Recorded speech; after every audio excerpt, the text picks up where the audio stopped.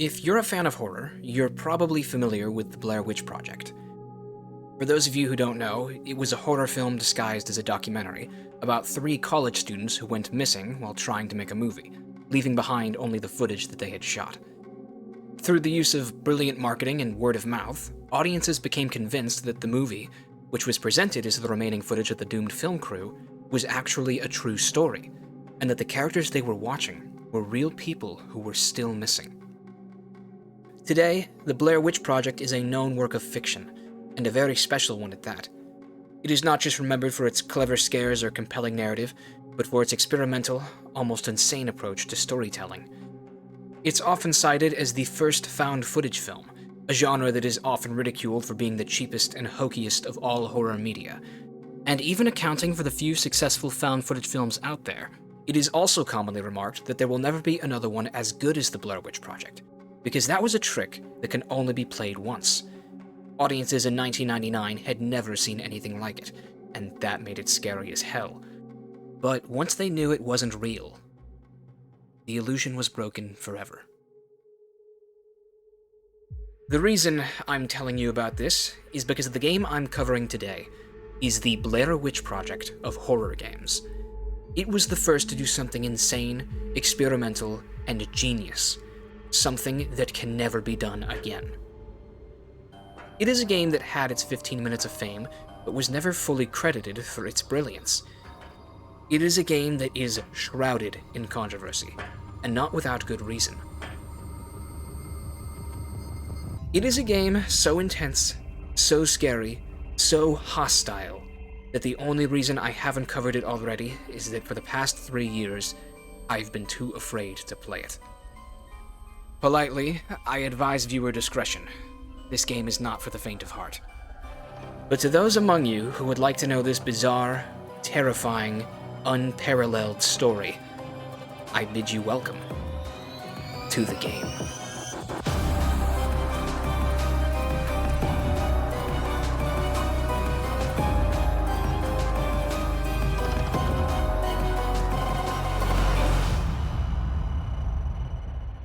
Elephant in the room, this is a video about Welcome to the Game 2.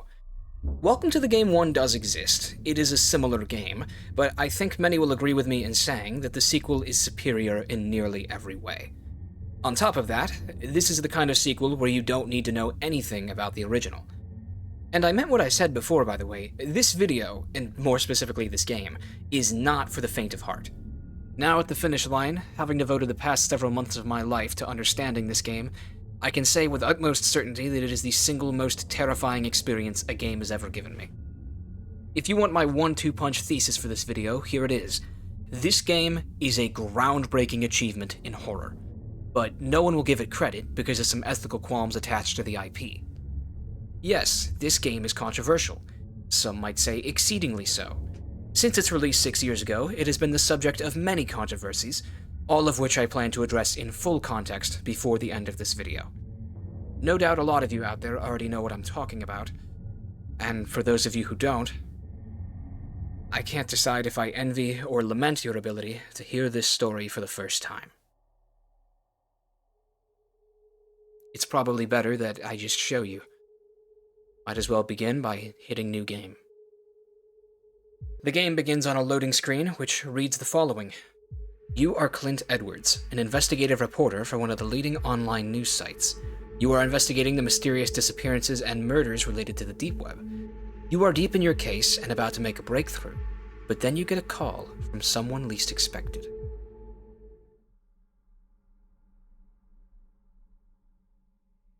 As the game begins, it is 10 p.m. sharp, and we're receiving a phone call from someone named Adam.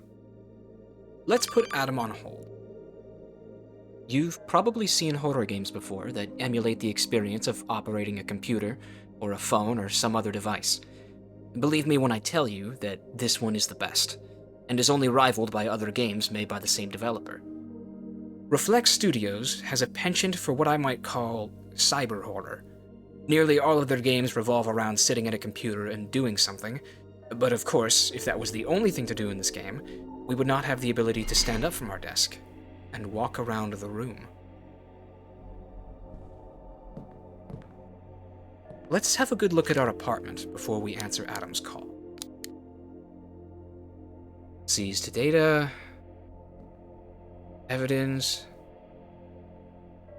Ah, that looks like lore. True to what this game tells us, we are a journalist. We are in a major American city that has recently been plagued by a series of kidnappings. Finding the party responsible for these kidnappings is the object of our investigation. But a closer look at our Paynes Creek Killings board reveals that we're looking into far more than just kidnappings. A variety of seemingly random homicides have been cataloged here, and their inclusion on this board seems to suggest they are connected in some way. This one is of a hiker who was found stabbed to death, and one of the photos on his camera shows a silhouetted figure. This is believed to be the only photograph of an active, unnamed serial killer known only as the Breather. He was nicknamed for the phone calls he made to his victims.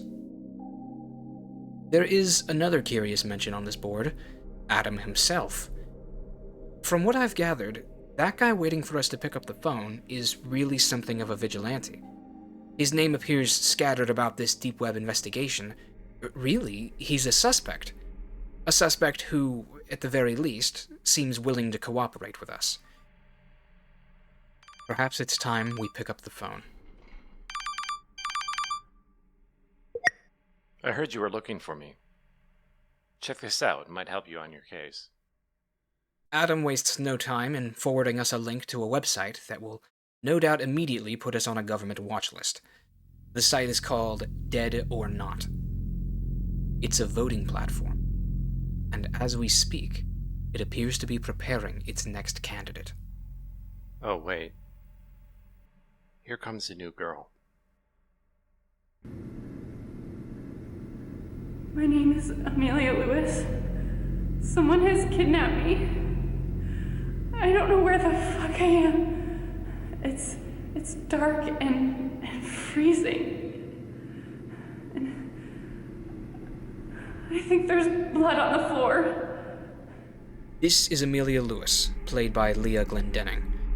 She is a reporter who was also investigating the kidnappings in our city before she became one. Her research took her to the dark web, a place I'll elaborate on in a moment, where she claims to have been abducted by a group known as the Prey. Immediately after she makes this claim, Adam contests it. She mentioned the Prey, which is interesting because they mostly operate on the normal deep web. I have a feeling that she might have stumbled across something more sinister, and they're using the Prey as a front. Regardless of who took Amelia, her situation is grim. She is on an encrypted livestream where an insane chat is giddily deciding her fate. A moment, if you will, while I further explain what it is we're looking at. The surface web is a thing most of us use every day. Instagram, Google, Twitter, hell, you're using it right now to watch this video. Beneath the surface web, there's a thing colloquially referred to as the deep web. I don't know a ton about it, and I really don't have a desire to know more, but from what I've gathered, it's kind of like a secret internet. The deep web has some noble uses, like allowing journalists and whistleblowers to operate in anonymity, but it is more commonly associated with illegal websites. If you're curious about the deep web, don't go looking for it. That's an easy way to get in trouble with your internet service provider, or worse, the law. If you'd really like to know more, maybe consider checking out Some Ordinary Gamer's Deep Web Browsing series.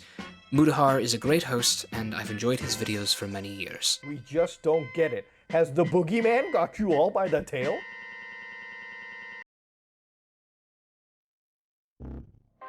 And then, far, far below the deep web, there is supposed to be a thing called the dark web. The dark web is exactly what it sounds like, and it is supposed to be very, very difficult to access. Some say it's so well hidden that the only way to access it is to be invited.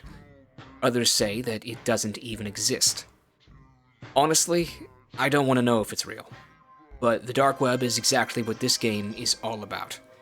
This secret, evil internet is where Amelia's livestream is being held. A stream often referred to as a red room. So far, it's been a whole lot of welcome to the, and not very much game. So allow me to make haste as I explain the objective ahead of us. Adam says that this is not the first time this site has gone live, and that it regularly goes up with a new girl, likely the abductions in our area. The streams begin at 10 p.m. sharp and go until 4 in the morning, at which time the girl in question is no longer alive.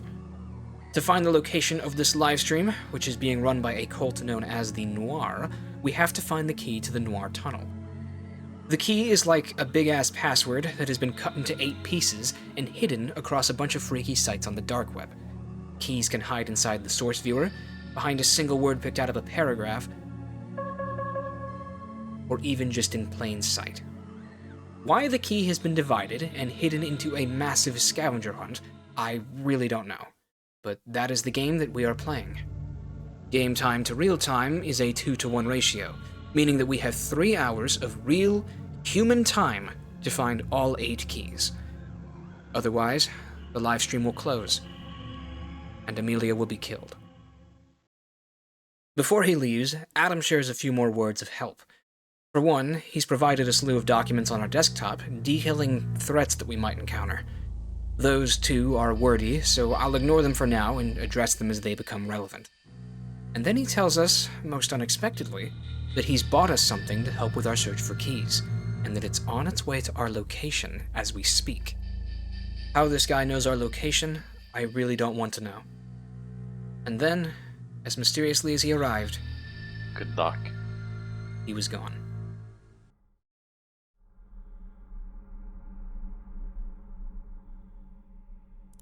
The ANN browser is a clever imitation of the real-life browser used to access the deep web. And much like that browser, it seems it actually recognizes real-life URLs.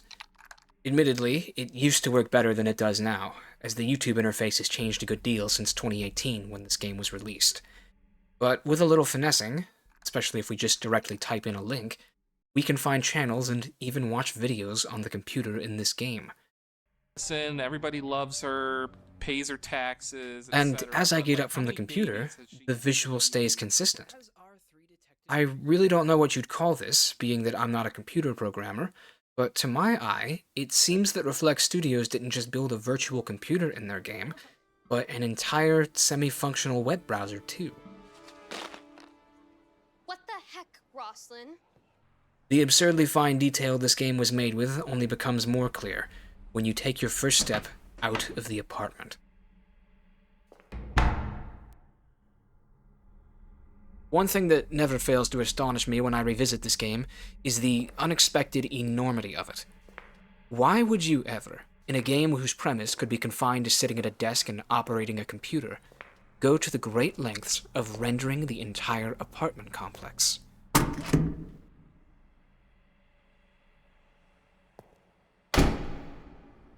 It's a world that's convincing and lived in.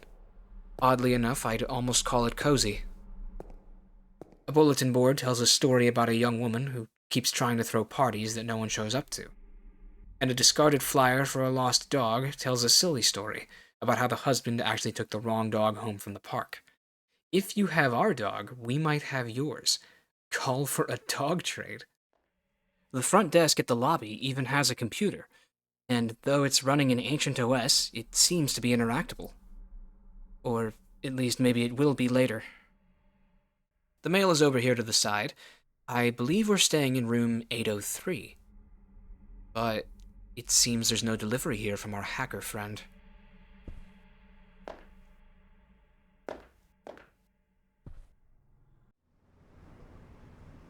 There's an outside, too.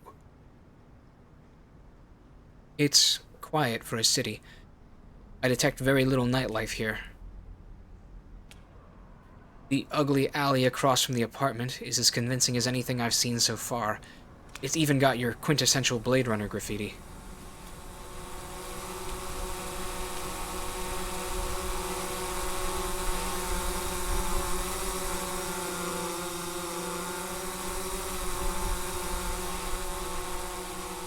Clint. This must be the package from Adam.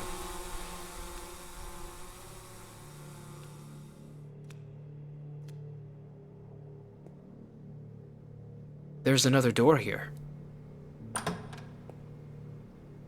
And it leads to... nothing? I'm a little confused. What is this, another Blade Runner reference?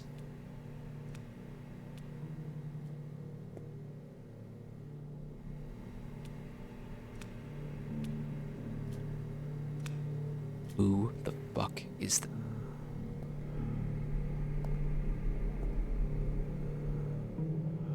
The sudden appearance of a stamina bar when hovering over the doorknob is the closest thing to a tutorial this game is going to give you. When that handle moves, hold the door shut. If you're too slow to react, even by a second,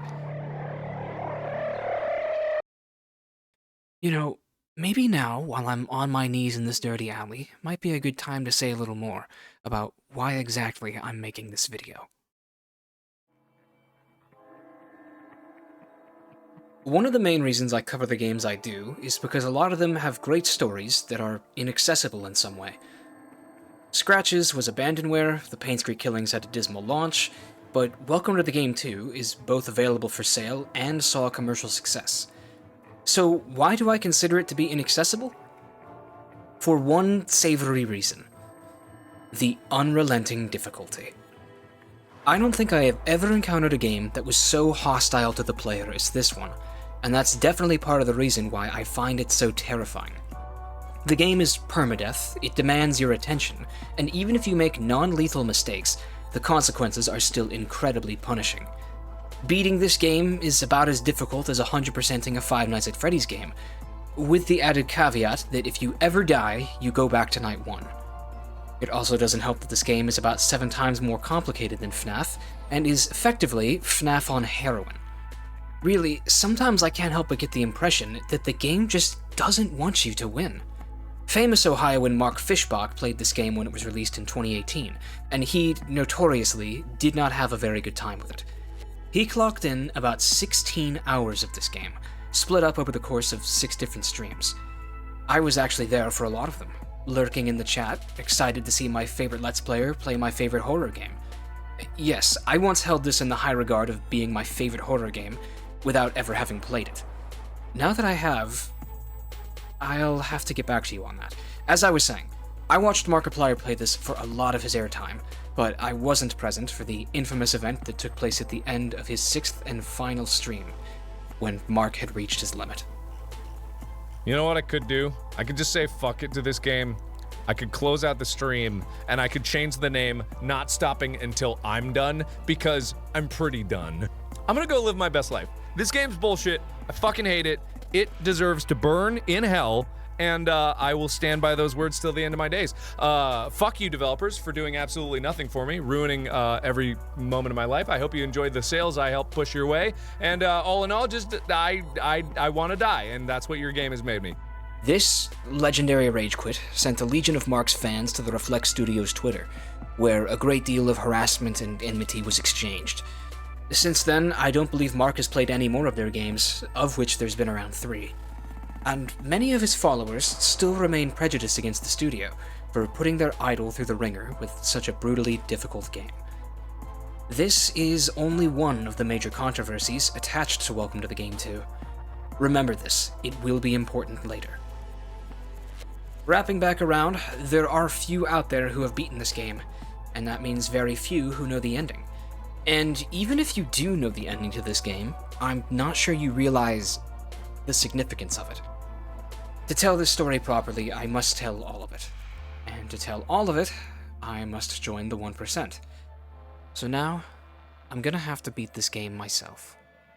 So that is why I'm on my knees in a dark, dirty alley, holding a door shut, while a serial killer tries to pry it open. Hear that breathing? That's how he got his nickname.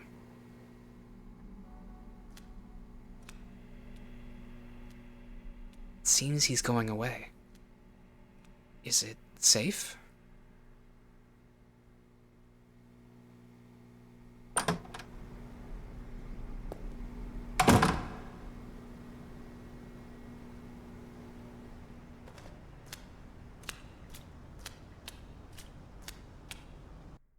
I think we're good.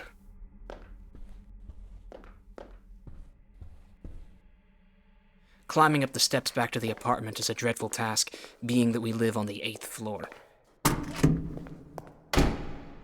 Having encountered the breather in the alleyway, there's great anxiety over who might already be in the building.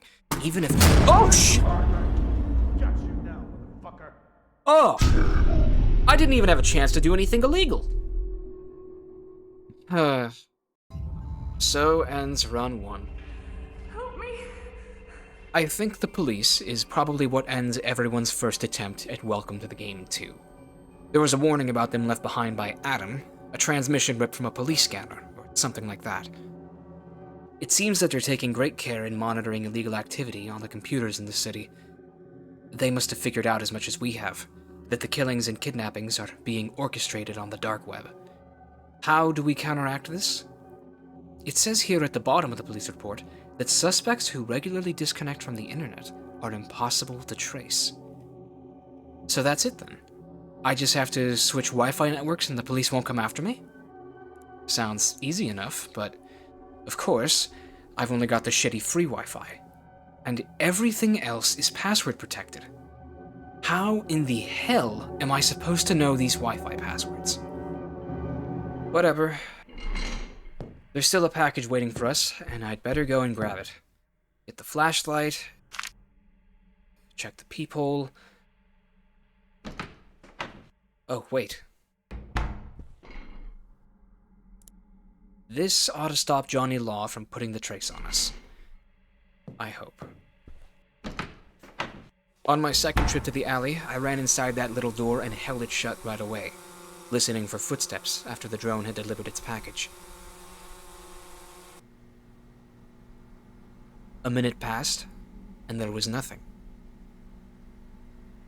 Maybe it's safe. Maybe I can just get the package and go.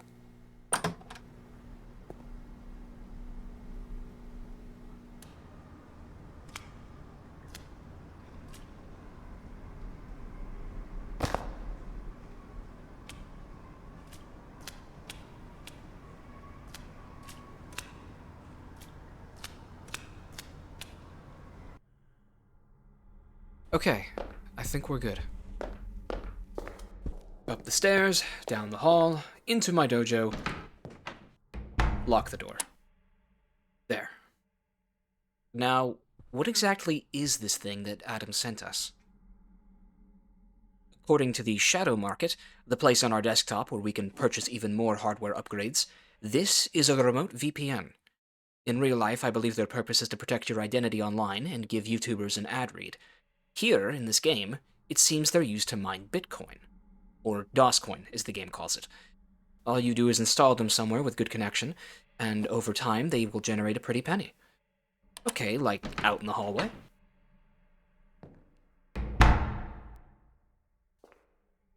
Oh yeah, look, you can just slap it down anywhere.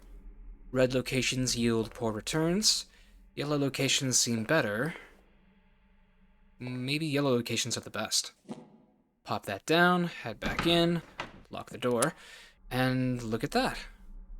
It seems that with the use of this device, we are generating 4.75 DOS coin every 8 minutes or so. That's not especially efficient, I don't think, but this is a long game. It's bound to add up over time. So, we've installed our VPN, the money's trickling in, and now there's nothing left to do but the objective. As much as I don't want to, it's time that we open the browser and have a look at the big bad Deep Wiki. Simultaneously, the Deep Wiki is not as bad and also worse than I remember. It's not as bad in the sense that there's only like 25 websites on it. Finding 8 keys among them should be a breeze. However, it's worse than I remember in that the descriptions of the websites alone are enough to make my skin crawl. I mean, I have to start somewhere. Which site sounds the least horrible?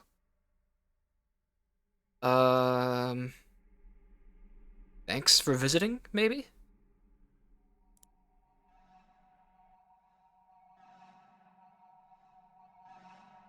Well, you're welcome, I guess. Site looks pretty small. There's no text anywhere.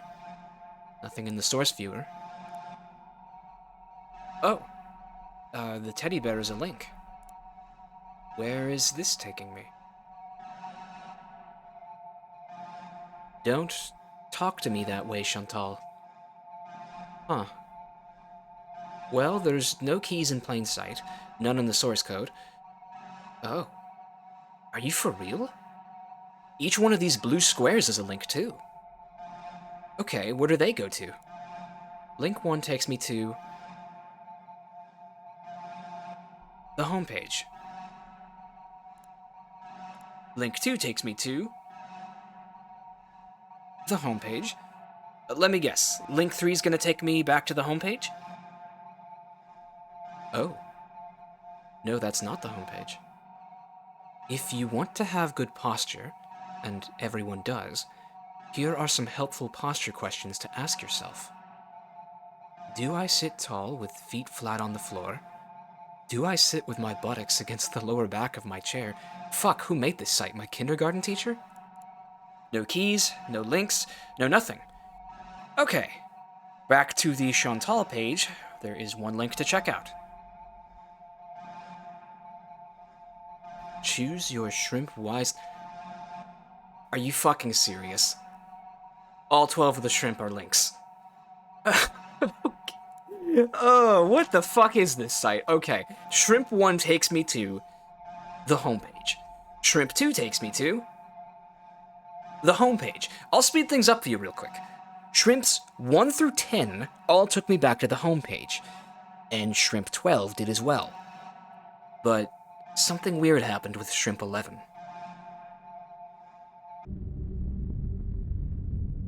In an unamused typeface, the game recommends you should leave. This is the only link I haven't clicked yet. We're at the very bottom of the rabbit hole. If a key is hiding on this website, it must be here.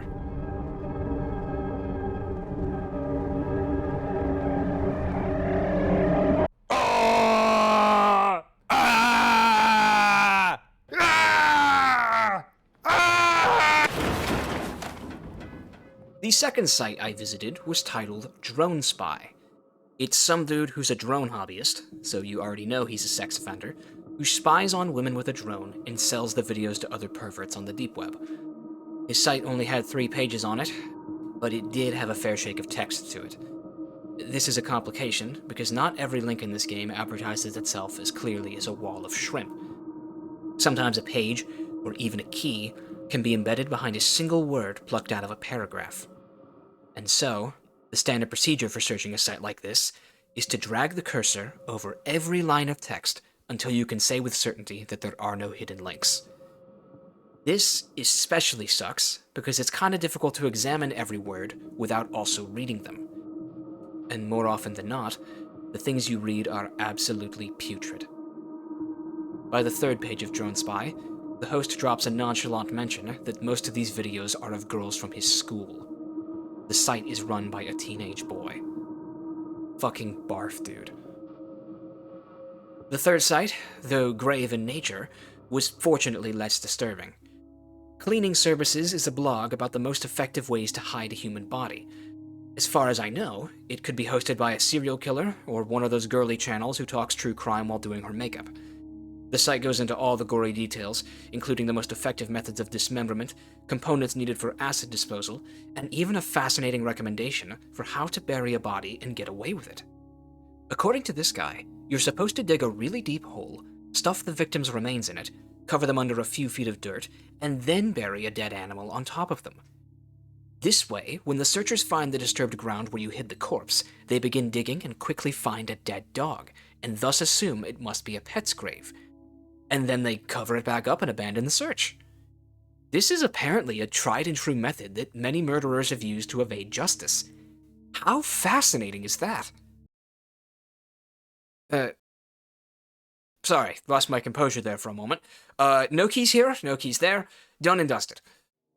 After wrapping this third site, I disconnected my PC from the internet so that law enforcement would lose their trace on me. Then I just sort of got up and paced around the room. The door was still locked, the hallway was still clear, and my VPN was slowly making money. This boring cooldown phase encouraged me to become more familiar with my surroundings, and in so doing, I learned that the player can hide in both the closet and the bathroom shower. When in hiding, a little green microphone appears. The game is listening to me. Thereafter, I learned that you can actually adjust all the lights in the apartment, and even play the game in sheer darkness if you wanted to. Why on earth you would do such a thing, I have no idea. Then, from even more digging around, I learned that you can actually pick up and relocate the Wi-Fi router, and that doing so gives you access to a whole new slew of networks, including some more without password protection. This way, I was able to blow off the rest of the cooldown time and resume my search on another stranger's internet. Something I've come to recognize, and really appreciate about this game, is that not every site is morbid or explicit. Some of them are just confusing, or even a little silly. Here's a site called Fortune Cookie. This is the whole site. And no, there is no option to pick another fortune cookie. Just below it on the wiki, I found a site called Forgive Me. It's a site with only 2 pages where you can confess your sins and then anonymously shoot them out into the ether. You can actually read the confessions submitted by others, too. A lot of them are pretty tame, others downright silly. Every now and then you get a spicy one, but holy shit! Okay, enough of that site. On the other side of the coin, there are some sites that might appear silly, but are really anything but. Enter the site titled We Rock. We Rock purports to be a message board for rock enthusiasts, or collectors, or what have you. In theory, it's a perfectly believable site, just dudes collecting rocks on the deep web. But a closer inspection raises an eyebrow. The site proudly boasts on its front page, "We have many names," before going on to list a series, including andesite, diatomite, and pseudotacholite. They then go on to say, "Do not try to contact us. We are minerals and cannot write." I think I was wrong, actually. This site's legit. It's just a bunch of nutters on the deep web pretending to be rocks. Oh, fuck! Oh, okay, what's happening?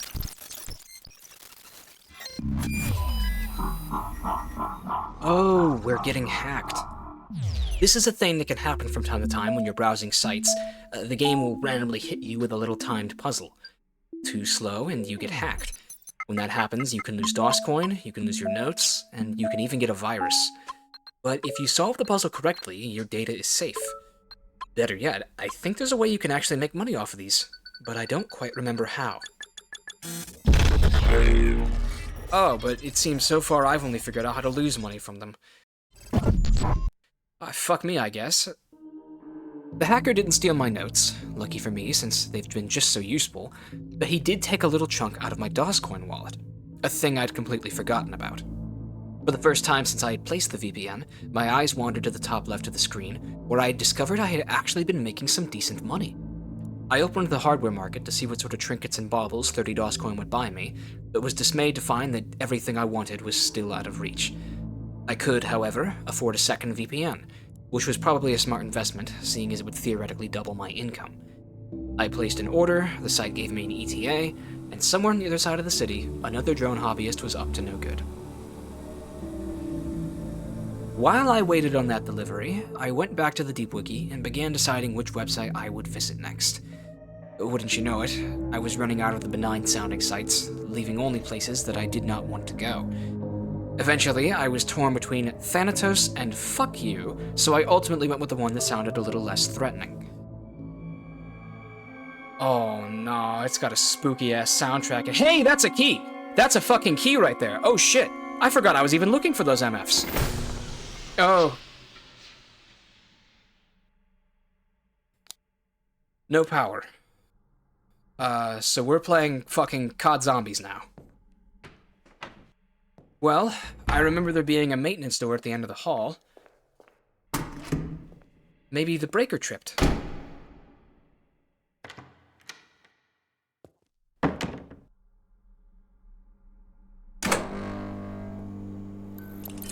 Now I just need to find some fucking juggernog and pack a punch and— oh, you fucker!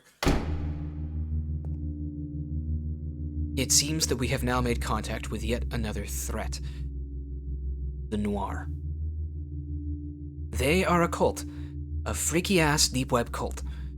They're the ones who took Amelia, and probably all the local kidnappings, and now it looks like we are their newest target. Approach them head-on, and we're dead. Try to flee, and it's the same thing. Really, once the Noir want you, you're completely fucked. But there is a way to prolong your fate. Apparently, and this comes from the document that Adam sent us, if you encounter a Noir operative, you're supposed to turn your back to them and count to 30. By the time you finish, they're supposed to have disappeared. Make no mistake, they'll be back. But this method is all we've got. These sickos prefer to play with their food. 27, 28, 29, 30.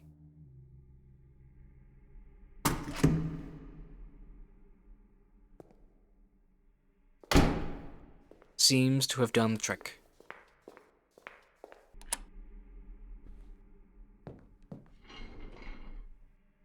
Now then, back to some— are you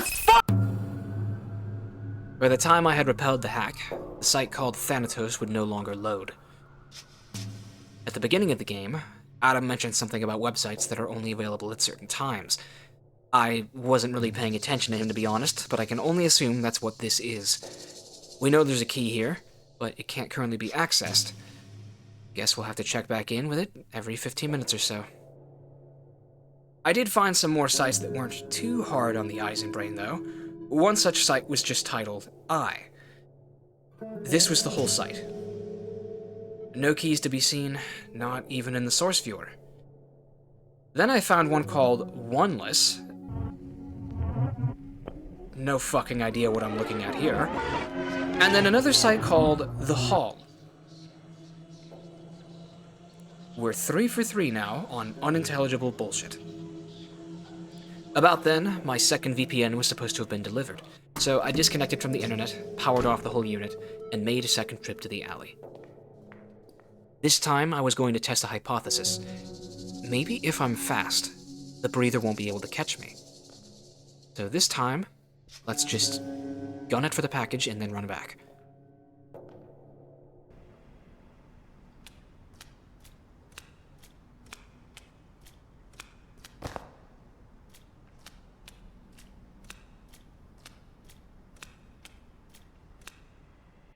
That might have actually worked.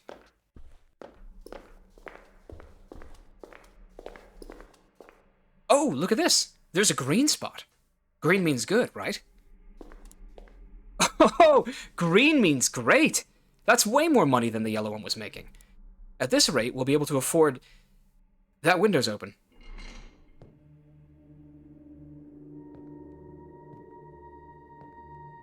This window was closed before, right?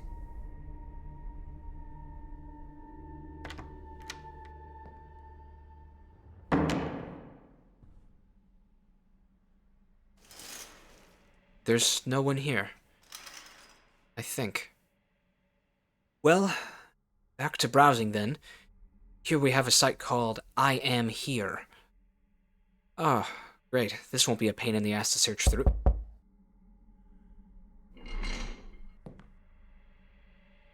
Alright, real talk. Do I just Alt F4 right now?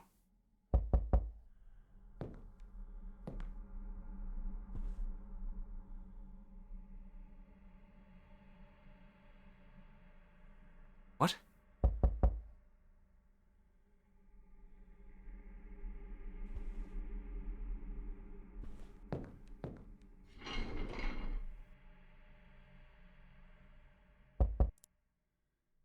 Oh, hardy fucking har, Reflex Studios got my ass good.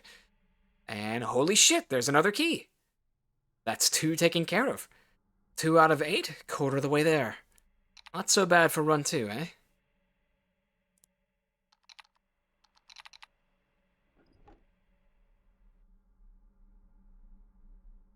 Did you hear something just now?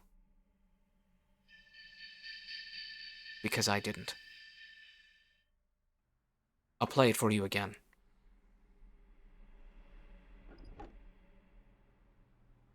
That is the sound of someone picking the lock on my door. That sound means I have 8 seconds to run and hide. Or else this happens. Będę się za ciebie modlił. So ends run 2. And now we go all the way back to the beginning.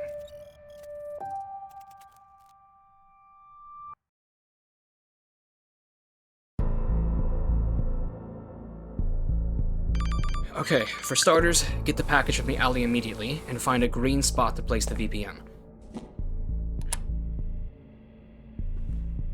Hey, look! The window is closed! So someone, at some point, opened my fucking window last time. Not cool. Before we really get into the search, I'm happy to report that I've learned how to make money off of hacks. For 1 DOS coin on the zero-day market, we can buy a thing called a backdoor hack. Functionally, it works like a reverse Uno card for when we get hacked. After a successful hack block, the backdoor hack leaps into action and then steals all of the hacker's money. Is it legal? Definitely not. But he hacked me first, so fuck him. The moral of the story is, going forward, if we want to make some money, we cannot be caught dead without a backdoor hack. The second thing which I must introduce you to now is the Wi-Fi side quest. By now you've probably noticed that our internet fucking blows. I would probably have faster search speed in the Okefenokee swamp, and I'm sure you've also noticed that time really is of the essence. If the Psycho Killer, SWAT team, Death Cult, and Polish Hitman don't get us, the running clock will. High-speed internet will save us a lot of time when searching for keys. We just need to find a way to get our grubby little paws on it. The zero-day market is another storefront where we can purchase and download software. One of the packages they sell for a humble 8 DOS coin is none other than the Skybreak Rootkit. This program is used to hack into your neighbor's Wi-Fi, allowing you both increased security from the police's trace, as well as faster internet as you crack into better networks. It's not necessarily intuitive though. Operating Skybreak plays a lot like a text adventure. Your commands must be properly typed and punctuated, or they won't work, so watch out for those O's and zeros. I'll spare you the idiosyncrasies of hacking using Skybreak, as it really is quite boring and time-consuming. All you need to know is that after about 10 minutes of clawing through the software, I finally managed to hack into one of my neighbors who had low-security internet. And they must have had Spectrum or some shit, cause that bitch still ran slow as fuck. Anyways, now that we've got a new network, all there's left to do is get hacked and make money through the backdoor hacks. Best way to get hacked is to browse, so let's get right back into... Oh. The wiki is different. Yeah, totally, the wiki has changed. Some of the sites I saw last time are still here, but everything else is different. So it seems that every time you start the game, the websites you're given are randomly decided. Just how many websites are in this game? I began my search with a site I recognized from the last attempt, I Am Here. Sure enough, the key was gone. So it truly is RNG. All 8 keys must have hundreds of possible spawn locations, maybe thousands. In spite of the odds, the search must continue. Oh, that didn't take long. Now's our chance to use a backdoor hack on this guy. The first part of every hack is this little skill check thing. If you pass all 5 of them, you can skip the hack completely. Only that way you don't get any money. After the skill check, the game loads you into one of 3 different randomly generated hacking minigames. This node one seems to be the most commonly selected. The rules are pretty simple. You have to make a chain connecting all the highlighted nodes in any order. But the catch is, every diamond node must only touch square nodes, and vice versa. Positive goes on negative, you get the idea. The running clock resets every time we complete a highlighted node, almost like a checkpoint. So long as we route the node chain responsibly, easy every time. And look at that! 7 whole DOS coin. That's as much as I'd make in 5 minutes. Go ahead and buy another backdoor hack while I'm thinking of it. And now we're ready for the next hack. The first new site I visited was titled I Love Cats. And somehow, it was worse than what I was expecting. At first glance, this might look like one of those silly sites I was talking about. Just a furry on the deep web. It is my extreme misfortune to tell you that this is not the silly uwu type of furry, and someone should probably call PETA. Muffins here claims to be a dog who loves cats, a tale as old as time itself. From page 1 to 2, you begin to understand just how much Muffins loves cats. From pages 2 to 3, you begin to understand that Muffins belongs in a maximum security penitentiary. I strongly encourage you to not read the fine print. A thorough search yielded no keys, so I got the fuck out of there first chance I could. Goodbye, Muffins. May you die horribly in a hot car. The next site I traveled to was called Keepsake, and boy was that a strange one. The description read it specializes in the preservation of dead tissue, but it wasn't really as sinister as you'd expect. The site is run by some professional who used to work with formaldehyde. He must have had a real passion for the stuff, because after the EU banned the use of it in 1998, he took his practice underground and began selling illegal and unusual embalming services. On the front page, he describes his process, mentioning, "There are other methods to preservation than formaldehyde, but it is for aesthetic reasons that I choose to work with it. The soft colors that form over time as the red hue leaves the body creates a peaceful, ghostly quality that I feel captures the beauty of preservation." Really, apart from the morbid nature of the service this guy offers, his site kinda checks out. He's not actively hurting anybody, and by all accounts he is still a career biologist of some kind. He's just one with an illicit hobby. His site opens with the words, "We have all lost loved ones, and it can be very difficult, but their memory doesn't have to die with them." At first glance, I sorta scoffed at that, as if pickling a piece of them in a glass jar makes the grief go down easier. But the more I think of it, maybe this is his own way of coping with someone he lost. Okay, new hack. This is, what, a memory game? Looks like it.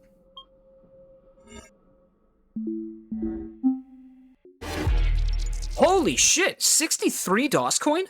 That's a lot of money! We can actually buy shit now. The first thing I did with this sudden windfall of DOS coin was buy another remote VPN, because more money, less problems. And then I bought a motion sensor so that I would know the next time someone tries to enter my apartment and shoot me in the head.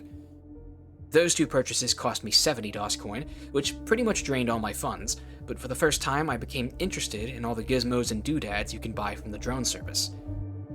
So, I continued to window shop at things I would never be able to afford. For another 45 DOS coin, you can buy a software that will play an audio cue when someone triggers your motion detector. For 60, you can buy Bluetooth earbuds, so that way you can hear this alert even when you're away from your desktop. Then the purchases become even more expensive, like a police scanner, a faster Wi-Fi dongle, and I really don't know what the hell a LOLP disc is. Clearly the seller doesn't either. While we're talking about expensive things, did you know that once you find all 8 keys, you actually still need to pay 250 DOS coin to unlock the Noir Tunnel? That's fucking crazy money. Like, money I probably won't even have by 3:59 AM. But if you want to talk real crazy money, the single most expensive upgrade in the game can be found on the zero-day market. For a whopping 375 DOS coin, you can download a software called the Key Queue. And wait, that actually sounds hella good. It's a browser plugin that tells you when you're on a page that's hiding a key. Damn! An advantage like that could trivialize the game. Too bad I'll have to sell my fucking kidneys to afford it, though. After about 10 minutes, both the motion sensor and the second VPN had been delivered. I powered off my PC and made the trip down to the alley. Time being of the essence, I ignored the hiding spot once again and just ran for the package.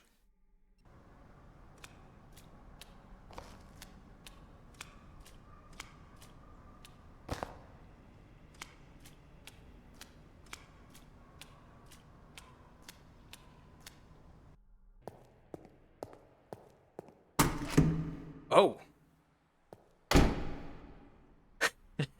Nice try, you fuckers. I wasn't even home. New VPN installed. Had to go all the way down to floor 5 this time just to find a green spot to put it. And now, the motion sensor. This here is a simple piece of hardware. Slap it on the wall, and if anything steps in front of it, I'll receive an alert on my desktop. So, if I don't want to get shot in the head by a hitman again, the best call is probably to put it right in front of my door. Oh, but that wouldn't give me a lot of response time, would it? Anyone who's going to enter my apartment would first have to walk down the hall. Maybe I should put it down here. But that does create a problem. What if an intruder were to come from the elevator? No, it's gonna have to go in front of my door. It won't give me a ton of response time, but at least I will know for sure when someone is trying to get in. Alright, we're cool. Got a little more income, a little more defense, and a little peace of mind. Now we can continue the search. This site called The Black Waves is like a little poem. It's an odd inclusion, a little creepy, but pretty non-offensive, all things considered. Then I visited a site called Evidence Locker, a leaked collection of crime scene footage put on display for all to see. That shit was vile, and by the time I made it to the 3rd page, it became pretty clear that it was, once again, hiding no keys. Up next, there was a site simply titled Vacation. This is what happens when that site loads.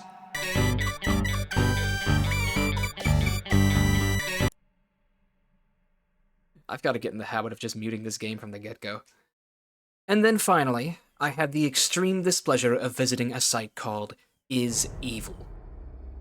I'm gonna do you a favor and just censor all of these images. They're definitely fake, but that doesn't make them much easier to look at. Oh shit! 1, 2, 3, 4, 5, 6, 7, 8, 9, 10, 11, 12, 13, 14, 15, 16, 17, 18, 19, 20, 21, 22, 23, 24, 25, 26, 27, 28, 29, 30. Fuck!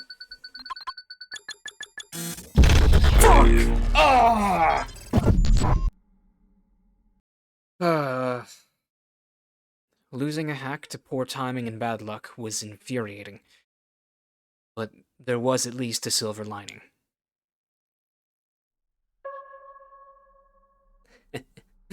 These are, in my opinion, the most difficult to find out of all the keys, the ones that hide behind a single word. How lucky to catch one in the wild. But I'll tell you right now, that's where our stroke of luck ended.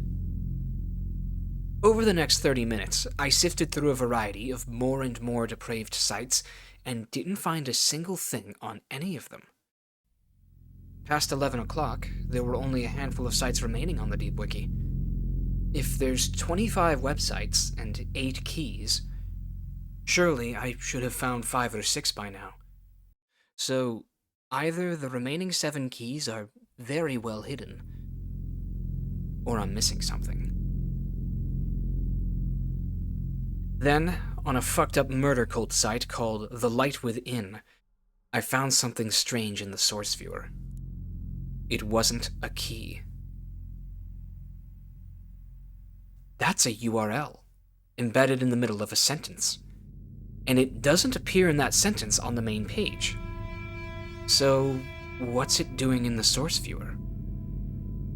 Clicking on it does nothing, but it can be highlighted. I wonder.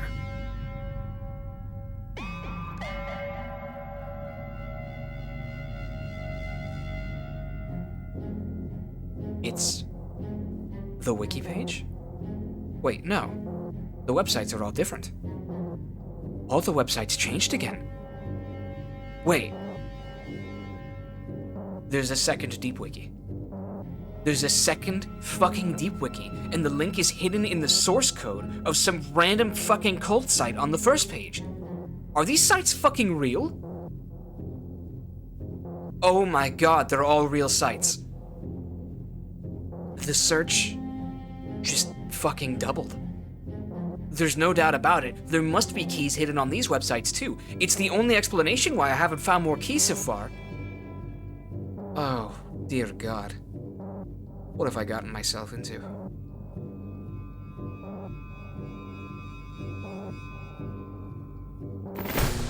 Shit, okay. That was long overdue. You're joking. I didn't pick up the flashlight this time. Fuck, I didn't pick up the flashlight of this run. Where was it? Over here in the corner? There we go.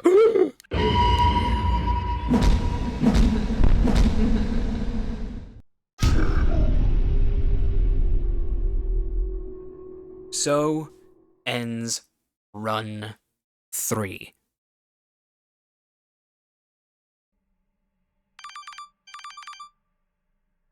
Okay, grab the fucking flashlight this time.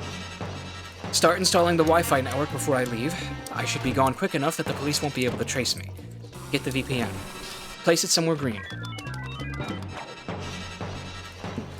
Wait a second, this green VPN sucks. Pick it back up and find a new spot. No, that still sucks. Much better. Now the money's coming in, so we should break into some Wi-Fi.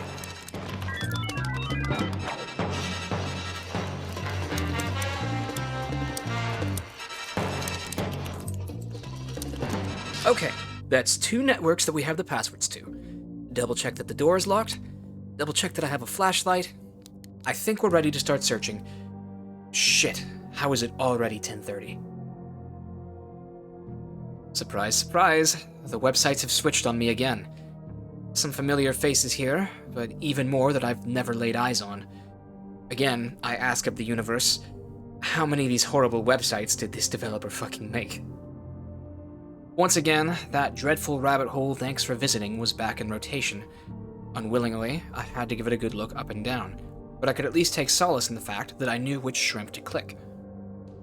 Even with the borrowed Wi-Fi, the pages were loading slower than a government employee, and without the funds to buy the next expansion to Skybreak, I really had nothing to do but sit still and stare at the sites as they loaded.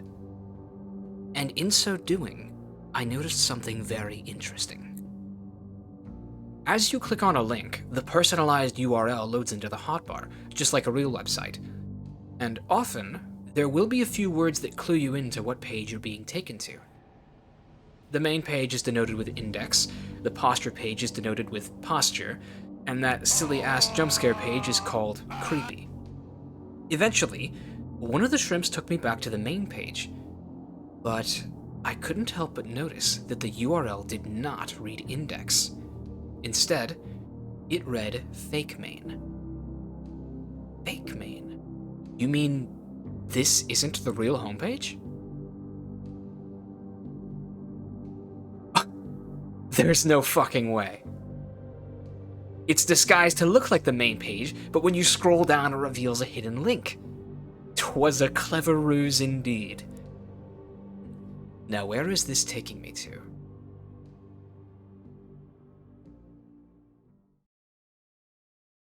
The Mystery of the Evil Monster by Tony Hebelman. Once upon a time, there was an ugly man. He lived in caves. He was half man and half monster, and he ate gorillas for food when he was hungry. When he was 3, he was very nice, but when he turned 12, he turned into a monster. His name is the Purple... His name is the Purple Caveman Monster. But he was also an alien, and his home planet was called Ukpos, and his ship sank. rocket ship. He was on Earth now, and for that he shot a laser at him, but the president dodged it. The end? Oh, the end is a link. And it takes me to...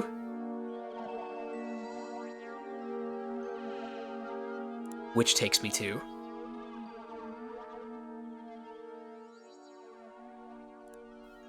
Which takes me to...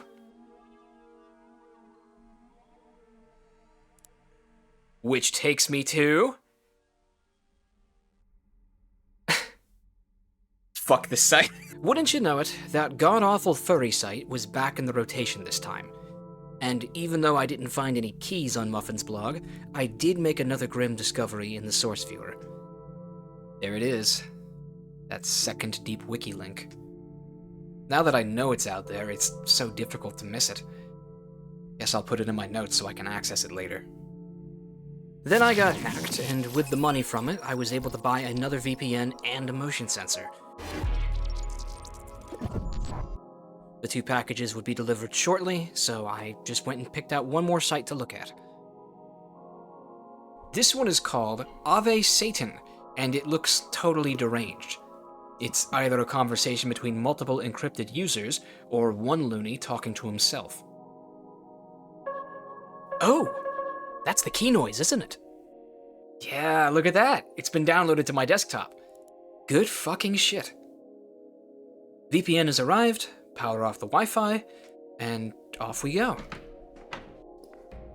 Too bad we can't lock the door behind us for whatever reason.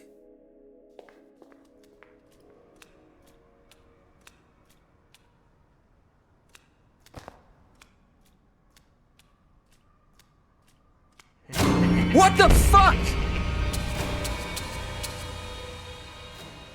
There was no warning! And I was fast, too!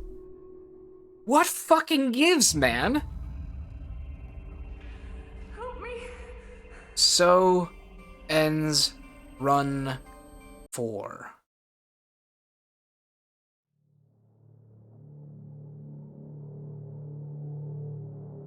By the time I'd finished my 4th attempt, I'd been playing this game for the better part of a week. And I don't want to exaggerate, but it was really starting to have an effect on me. I can usually only stomach one attempt at a time, both because of the graphic content and the cold sweat intensity of the gameplay. I struggled to sleep at night, unable to think about anything but this game. The paranoia follows you. Makes you double-check that your doors are locked and your windows are shut, and you suddenly become hyper-aware of every little thing that goes bump in the night. I'm 12 years old again, afraid to get a drink of water at night in case Freddy Fazbear is in the hallway. The worst of it might have just been knowing that when I woke up in the morning, I'd play the game again. Not even that I had to. I wanted to try again. In the strangest, most Stockholm Syndrome-y of ways, I think I was beginning to enjoy the game. I could sense I was getting better, and even that some of the scariness was finally fading. It was a challenge, to be sure, but I kept true to the idea that victory was within reach. Anyone can beat this game if they really want to. I just have to keep trying.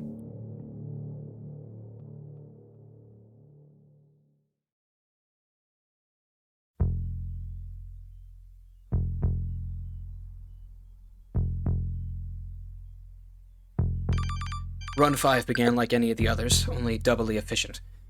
I was hacking into the neighbor's Wi-Fi from the first minute of the game, and as soon as I submitted a probe request, I got up and ran down to the alley. I wasn't taking chances anymore. Every time I visited, even the first, I'd tuck into that closet and hide for a full minute. Then, if he didn't show, I'd go and claim the package. Now I was incredibly picky with my VPN placement. 4 DOS coin wasn't good enough. I needed something that could give me a real head start. Sometimes I relocated the VPN as many as 3 times before finally settling for the right amount. The money came in fast, and the backdoor hacks only accelerated it. I was hardly even looking for keys anymore. I just wanted money and the protection that it would buy.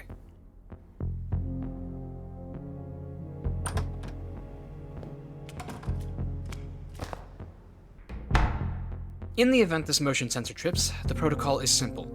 Get up and run to the closet, get inside, and shut the door. I suppose I could also turn off all the lights in the apartment, but that would take more time. Time that I won't be able to afford in such a tight window.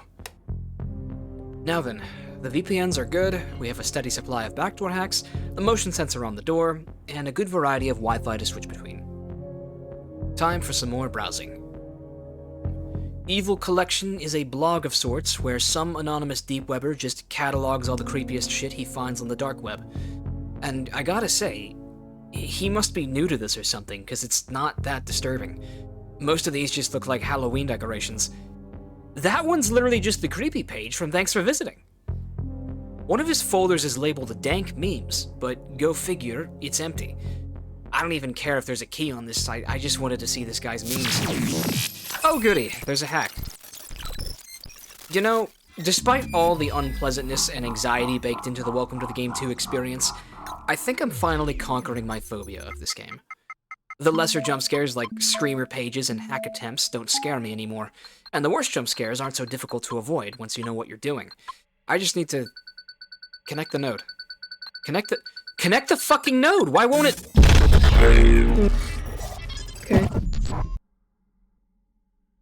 Okay. There's no fucking way.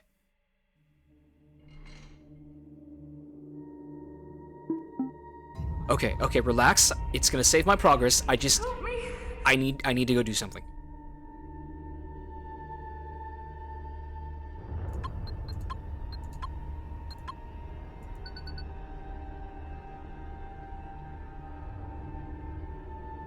Oh my god.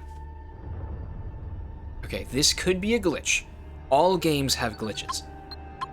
Or it could be the 1 in a million non-zero chance that I've just captured a ghost on camera. I wasn't planning to tell you this until the end of the video, but this occurrence has forced my hand. I think it's time I'm forthright with you, and let you know the real reason this game lives in infamy.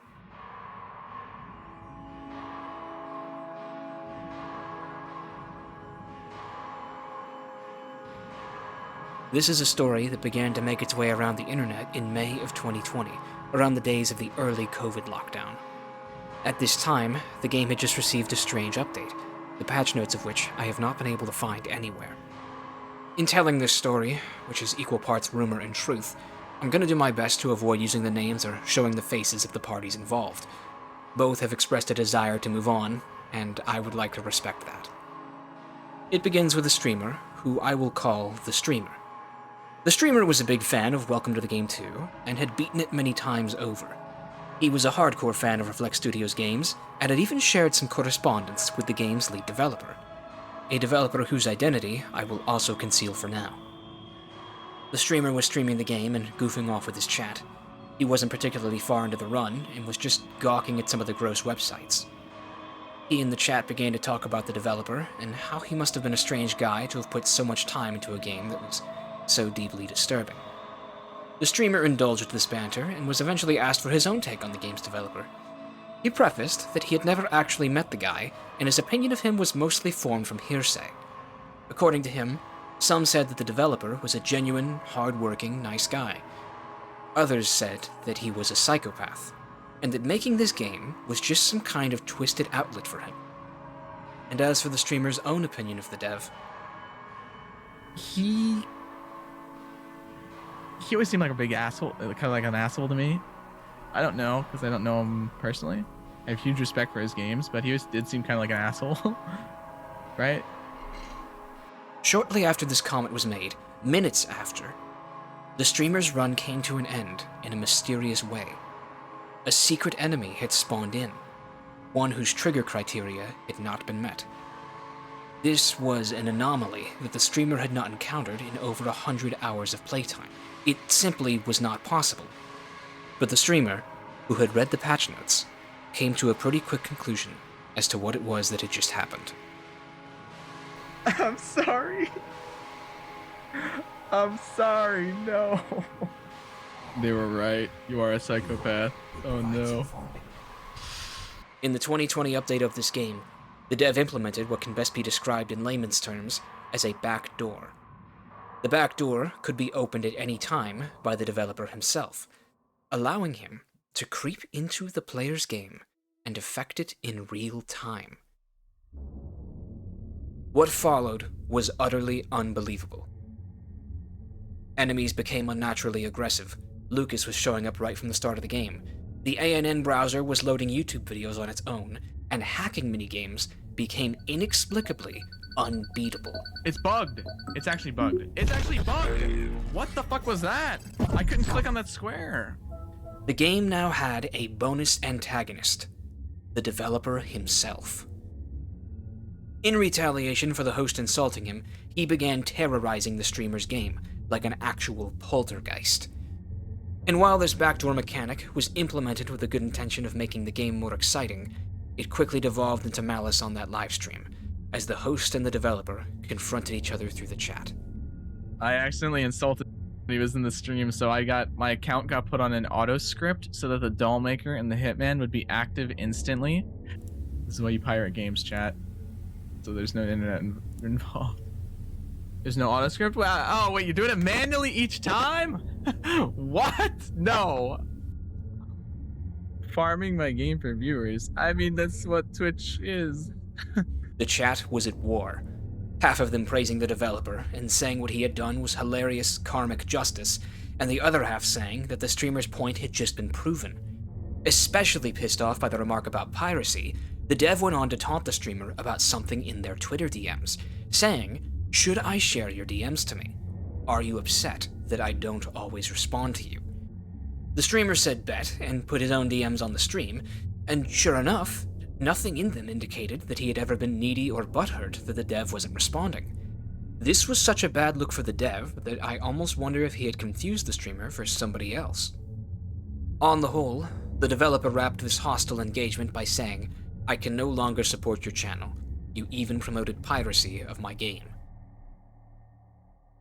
No sooner than the stream had ended, much of the chat had taken to the internet to share stories of this bizarre exchange they had just witnessed, creating rumors and conspiracies as they went along. People were starting to say that the game was spyware, and that all along the developer had been using this backdoor to spy on players and steal their information. Others said that the mere implementation of the backdoor was illegal, and that there was precedent to have the game removed from Steam altogether. But by and large, the favorite theory of these Twitter conspirators was the one that implicated Markiplier. You remember what I told you before, that Markiplier streamed this game 6 times and eventually gave up on it? People began to talk. What if every time Mark came close to beating the game, the developer popped in through the back door and scripted his run to end? That way, Mark would have to play the game again and again and again, every time showcasing the game to his millions of followers, positively affecting the sales. It would be the perfect crime. People began to allege that the developer was guilty of the very thing he accused the streamer of. The game was not being farmed for views, the streamers were being farmed for sales. It was an infectious theory, and everyone wanted it to be true for the sheer spectacle of the thing. But please believe me now when I tell you that it has been empirically proven to be false. Mark's game could not have been manipulated because the backdoor mechanic had not yet been implemented. And there is no evidence to suggest that Reflect Studios had the backdoor capability before May of 2020. If you'd like to know more about this clusterfuck, another channel called Spaceman Scott made an excellent video on this controversy. It was how I found out about it in the first place. His video is more concerned with, quote, the ethics of developer trolling, and less so the story of this game. Even so, I highly recommend his video, as some of my own arguments have been supported with his findings. The fallout of the trolling incident and the Markiplier conspiracy theory was incendiary, and when the smoke had cleared, most of the internet had deemed the developer to be the bad guy. The only thing he was ever guilty of was harassing a streamer who had already provoked him, and, to be fair to both the dev and the streamer, the latency of chat did not help them to communicate their frustrations with one another. This event left a black mark on Reflect Studios' reputation. They claimed to be victims of cancel culture, saying that their company had been negatively affected by the unfounded rumors. According to the dev, he and the streamer had made amends behind closed doors, and both parties wanted to put the snafu behind them. And to quell the rumors spread by the internet that the game was hacking onto your computer and spying on you, the developer then issued a patch to remove the backdoor from the game. According to him, he never plans to try anything like this ever again, and there is no longer any way that any developers can mess with your Welcome to the Game 2 experience. When this hack with the broken node happened to me, I had chills through my whole body. I meant what I said before. If I just keep trying, I can beat this game. Anyone can. Provided the developer will allow it. It's silly, I know, but I can't deny that there's a little piece of me that worries. The back door could still exist. And now I must confide in you something really silly, which is ultimately my fault. He knows I'm playing his game. Weeks ago, when I set out to make this video, I sent Reflect Studios an email asking for an interview. I was even upfront that my video would cover this controversy, which probably wasn't a good idea, but what might have been an even worse idea was that I told him, before any such interview would take place, I first wanted to play the game. I must be paranoid, but the thought gnaws at me. The broken hack could have been a glitch. Like I said, all games have them. But a little piece of me is terrified that the game is still haunted after all. And if that's the case, it might be truly unbeatable. My search for keys continues on a website called Deep Journal. It's an anonymous chat room where strangers meet and talk about whatever deep webbers find amusing. Painstakingly, I have to comb through every word of text, meaning that through osmosis, I absorb another terrible story. One of them is fanatically in love with the girl next door, and he never stops talking about her. Some of the other strangers on the web tease him or egg him on to do something terrible, but others offer him some actual advice for women. Before long, this grim fixation develops into stalking, and he begins to take pictures of her without her knowing, rooting through her garbage in the dead of night, and collecting discarded possessions she'll never know are missing. His nervous infatuation for her grows more sinister, and his posts become more frequent and unhinged. Why won't she talk to me? He asks of the ether. The ether responds, women are puzzles. And then, on the third page of the scrawling stalker thread, he gleefully announces that he worked up the courage to speak with her. They're going out now, and things are moving fast. Some of the chatters are happy for him. Others just tease him like before. And then he shares a photo.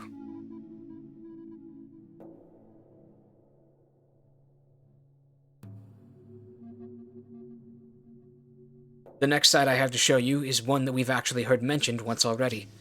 The Prey. This is the cult that Amelia was looking into, though Adam insists that they're not the ones who took her. Having looked into their work, I don't see why they wouldn't have. They're all hunting enthusiasts, big game hunters. They've traveled across the world and hunted some of the largest game there is. Tigers in Russia, elephants in Africa, and other endangered species because fuck 'em. They're all chasing the thrill of the hunt, and according to them, there is no greater thrill than hunting that which knows it is being hunted. And so they hunt people, of course. They kidnap them off the streets, pull them into a van, drug them up, and take them to the hunting grounds. Human prey. For a fee of $25,000, you can come have a weekend at their compound. They are always welcoming new hunters, looking to try their hand at the most dangerous game. But maybe the oddest site I came across was one that had never appeared on the first wiki in any of my past attempts. At the very bottom of the second wiki, there was a site called The Rule of Three. Going off the name alone, I was expecting another occult site, but instead, it was something else entirely. First I checked the source viewer, no keys hiding in there. Then when I started looking for hidden click points on the page, I discovered something very interesting.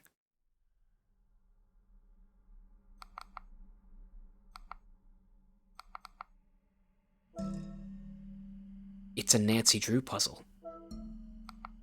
No, really, it's a trial and error sequence puzzle, just like in the old Nancy Drew games. You're given 3 circles, and they must each be clicked within the correct order.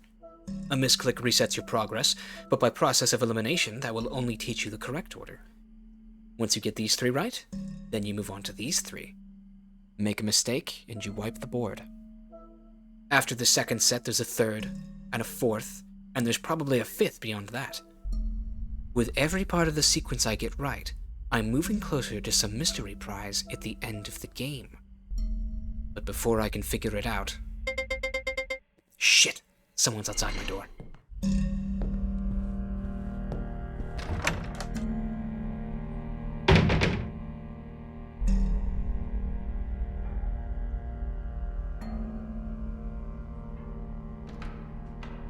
That must be Agent 47 again.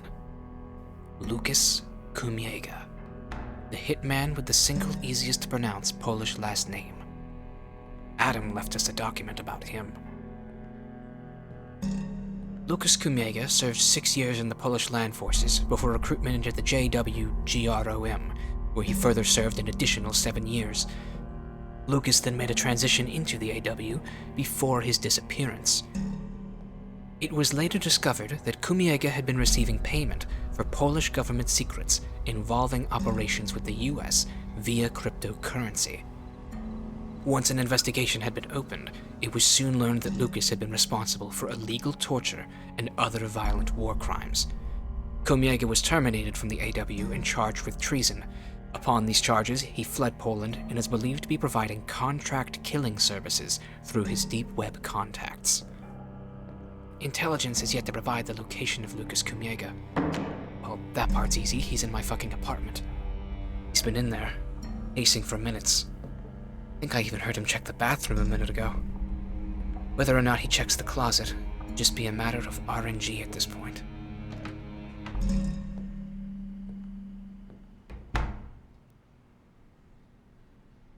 He left? Wait, he actually left?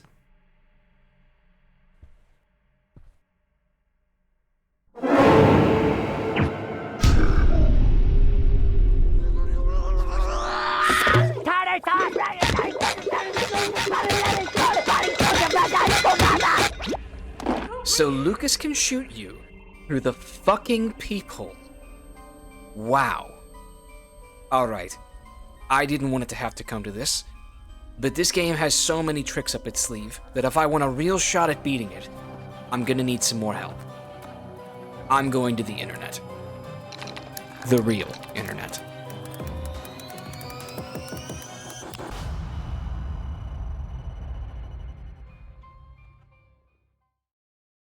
Well, perhaps we should begin with the good news. The more skill checks we miss, the more difficult the hack. The more difficult the hack, the more money we can make from it. No threats are active before 10:15, giving us time to grab the VPN. These sites never contain keys, these sites are only available at certain times, and these sites don't even exist. Turning off the lights makes it easier to fool intruders into thinking we're not home. Every Wi-Fi needs 5 minutes of real time to cool down, and because of time's 2-to-1 ratio, we only have to wait 15 seconds for the noir to go away. And then, the bad news, the second Deep Wiki always has 3 keys, and so does the third.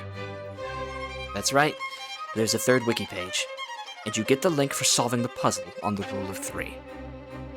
Worse yet, every key we find increases threat aggression, ensuring a hellish rise in difficulty as we approach the end of the game.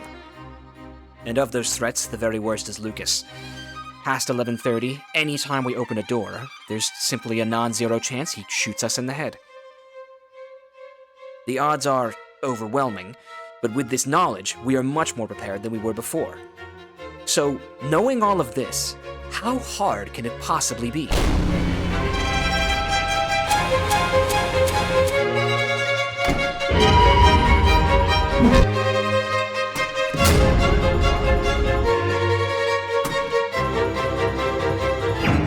Time is so precious that we can only afford to be picky with the first VPN. And beyond that, just slap it somewhere green and hope it gets decent returns. When the hacks come, our reactions must be instantaneous. Backdoor hack money is the only way we can afford the noir tonal toll, let alone the motion sensors that we need to stay alive.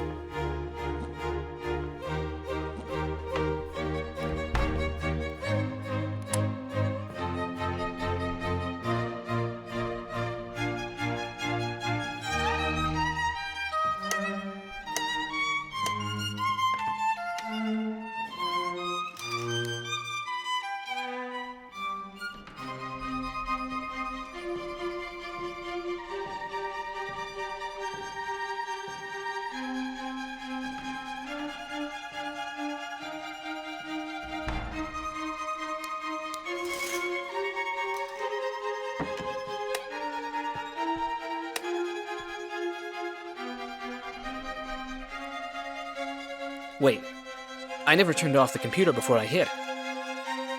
How long have I been on this Wi-Fi?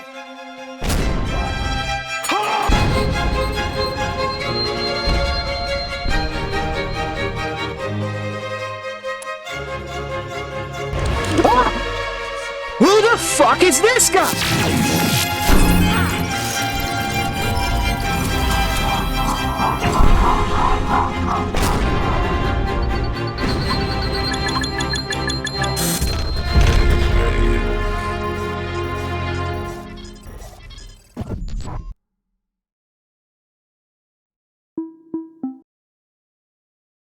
Okay, Steam says I've clocked about 24 hours into this game now, and the plan is, I quit. I'm sorry to disappoint you, but trying to beat this game every day for 2 weeks has just made me miserable. I feel like a chuck roast that's been frozen and thawed 10 times over now. Even though I've made improvements, I can't help but notice that I'm simply bad at this game. So much of it is highlighting and scrolling and searching and typing. Do you guys know how fucking bad I am at typing? My words per minute is not good. And on top of the difficulty, the content is just sickening. I hope you know that I haven't even been showing you the worst websites in this game, because I'd feel genuinely bad knowing another human had to look at them. When the stomach ingests poison, it at least has a purge function to get rid of it, but the brain has no such luxury. When you see the horrible, fucked up shit on these websites, it's in there. It doesn't matter that it's all fiction, it's still an emulation of real-life horror.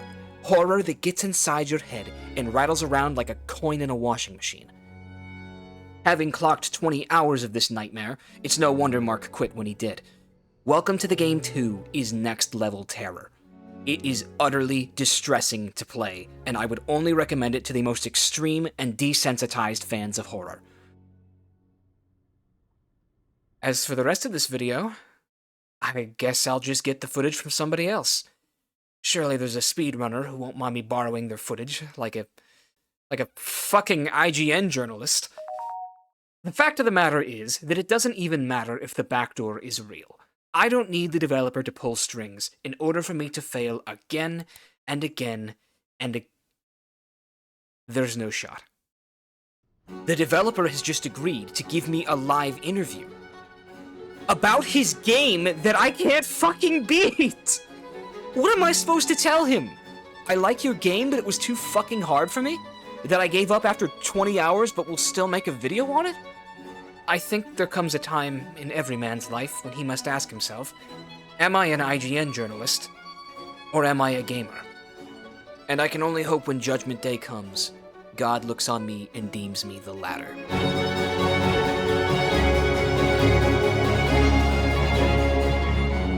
There's not a moment to lose. Hang up the phone, download Skybreak, buy a backdoor hack. Get to the alley, grab the package, return to the room. Type a few lines of code, begin the scan. Place the first VPN. Return to Proba Network and check the earnings. Perfect. Open port found on network D59, crack it. While the computer chews on that, grab the flashlight and turn out the light in the bathroom. I have no need of it out here, and it's one less light to turn off when Lucas comes to pay us a visit. Now listen carefully.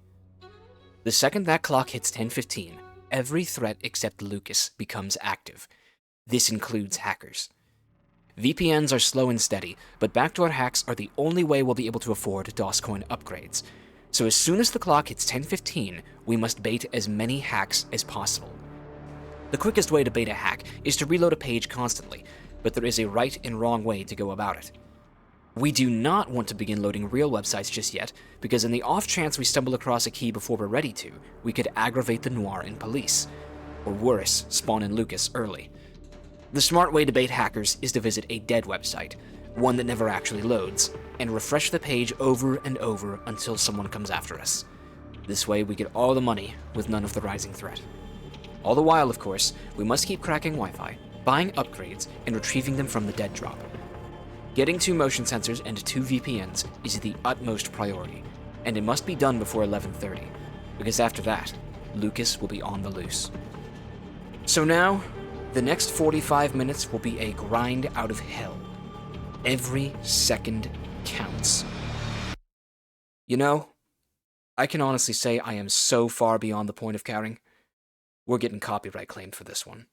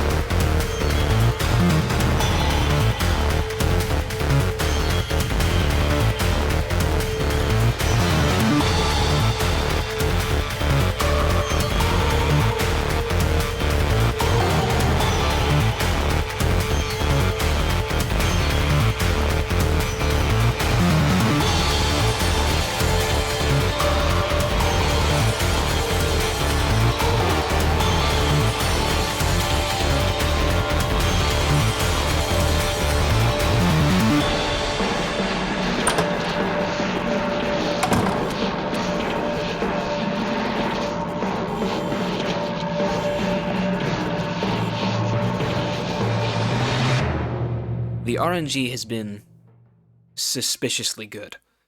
A green spot for every VPN was easy to find. They all performed well. There were no breather encounters on any alley trips, and I've managed to successfully backdoor every single hack. All of this done as the clock strikes 11. Lucas won't even enter the equation for another 15 minutes. With 2 motion sensors installed, one at each end of the hallway, we never have to leave our apartment again, unless the power goes out, in which event Lucas is not able to make a move. What's more, with defensive spending out of the way, we can now afford the WPA2 edition to Skybreak. This will let us tap into the God tier Wi-Fi, only it's a bitch to crack into. The goal here, on top of having fast Wi-Fi, is to have enough available networks that by the time we rotate through them all, the first will have had long enough to cool down. So, over the next hour, we will be slow cooking through these networks' defenses. And of course, there's another plate yet for us to spin. Wellness checks. Every couple minutes, or rather, every couple seconds if you have nerves like mine, it's wise to get up and have a look around the apartment, just in case that happens. I've heard it said online that when a noir op appears behind you, sitting down at the computer is a valid way of turning your back to them. That could be, but I'm not going to be the one to put it to the test. Apart from the noir, who seem to have some method of evading my motion detectors, our defenses are good enough that we can now move on to Phase 2. Before we can find the keys, we must first find the websites. Win or lose, this will be our final dive. So take a deep breath. The second wiki link always appears in the front page source code of a site on the first wiki. To help narrow it down even further, it can't be a dead site or a timed site, leaving behind 11 or 12 possibilities. Knowing these rules, thanks to the internet, the search for the second wiki never lasts too long. Gotcha. Now let's shift gears. Timed websites are one of the more serious obstacles in searching for keys, so serious that I've written them all out here. When a timed site closes, it may not reopen for close to an hour, so now we must prioritize searching them. In the past runs, I've found as many as 4 keys on these timed websites, and sometimes knowing where a key isn't is just as valuable as knowing where one is. Key 1 found. Wait, it hasn't downloaded to my desktop. That's the key noise, but I can't find it anywhere. Is this a glitch? Where the fuck is it? Fuck it. The rule of 3 is straightforward, but stressful. If I leave the page for any reason, the puzzle will reset. Ideally, we want to finish it in one quick go.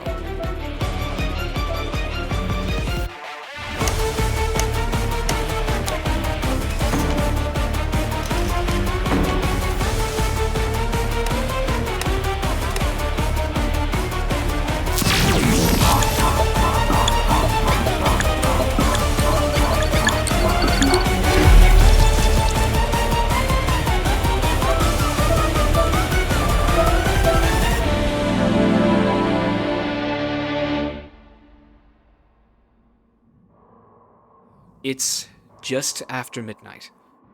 4 hours left to save Amelia. That's 2 hours of real time. The run is coming together, now with all 75 links. we roll up our sleeves and start digging. First off, let's return to that timed site called You There before it closes on us again. The key noise doesn't lie. So, if it hasn't been downloaded to my desktop, then it must have been revealed somewhere else. Dude, that has gotta be like size 3 font, holy shit. Alright then, that's one key officially discovered. Drop a coin in the raise the difficulty jar. Okay, so starting out, we wanted to get hacked, but now past 11:30, this is a liability.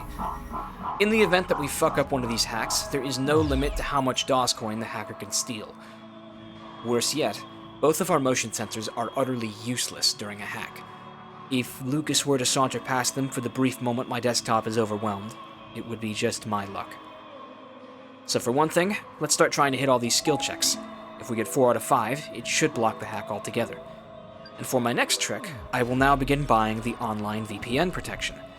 This is a software with 4 upgrades that purports to decrease the chance of being hacked.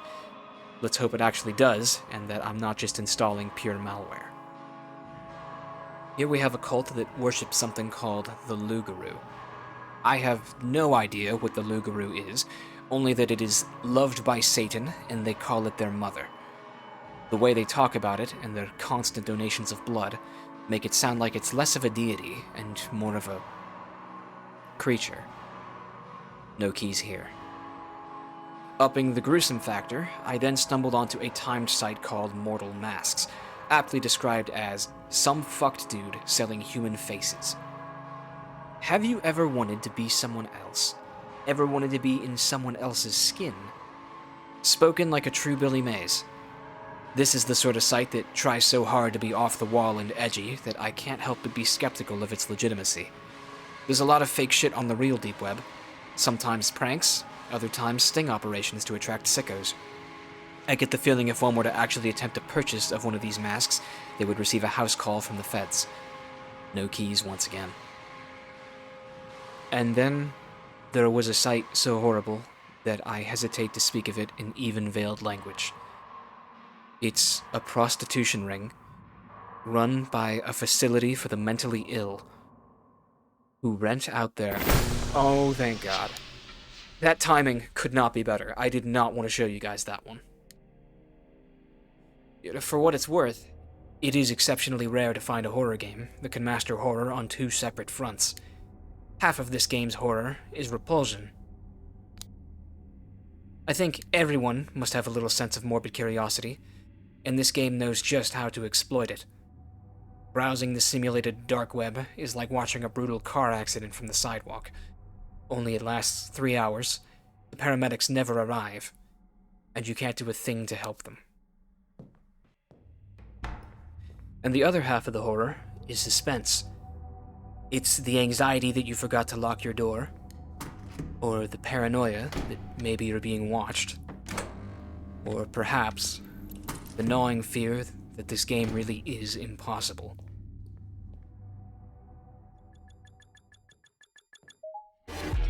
And with the proceeds of that hack, the honeymoon phase is officially over. I absolutely adore this game from a creative horror perspective, but I am so ready to be done with it. So now, we've arrived at phase 3.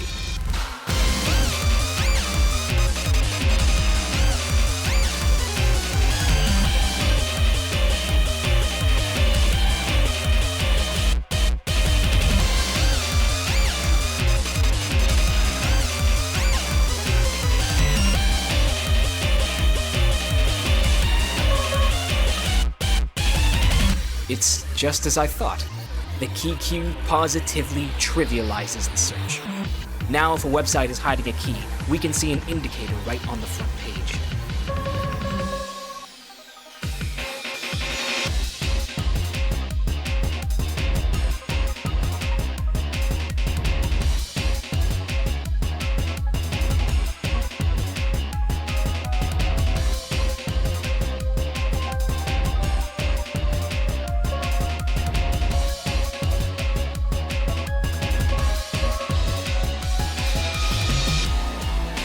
keys remain, and there are 2 sites left. We're a little shy of 250 DOS coin, but I have no doubt that the VPNs will carry us over the finish line. I think it's finally over. After 3 weeks, I can finally close the book on this game. Well done, Reflect Studios. GG.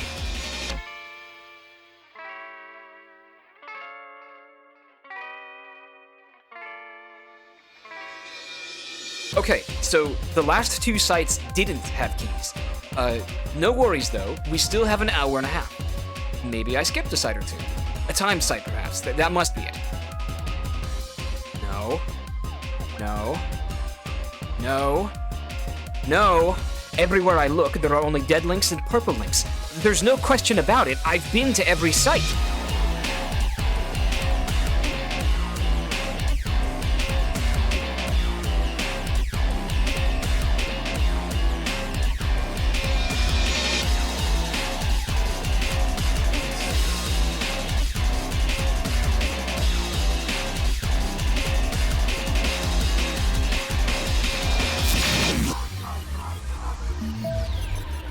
This is interesting. The skill checks to block a hack have become even smaller. Do hacks get harder the longer we survive?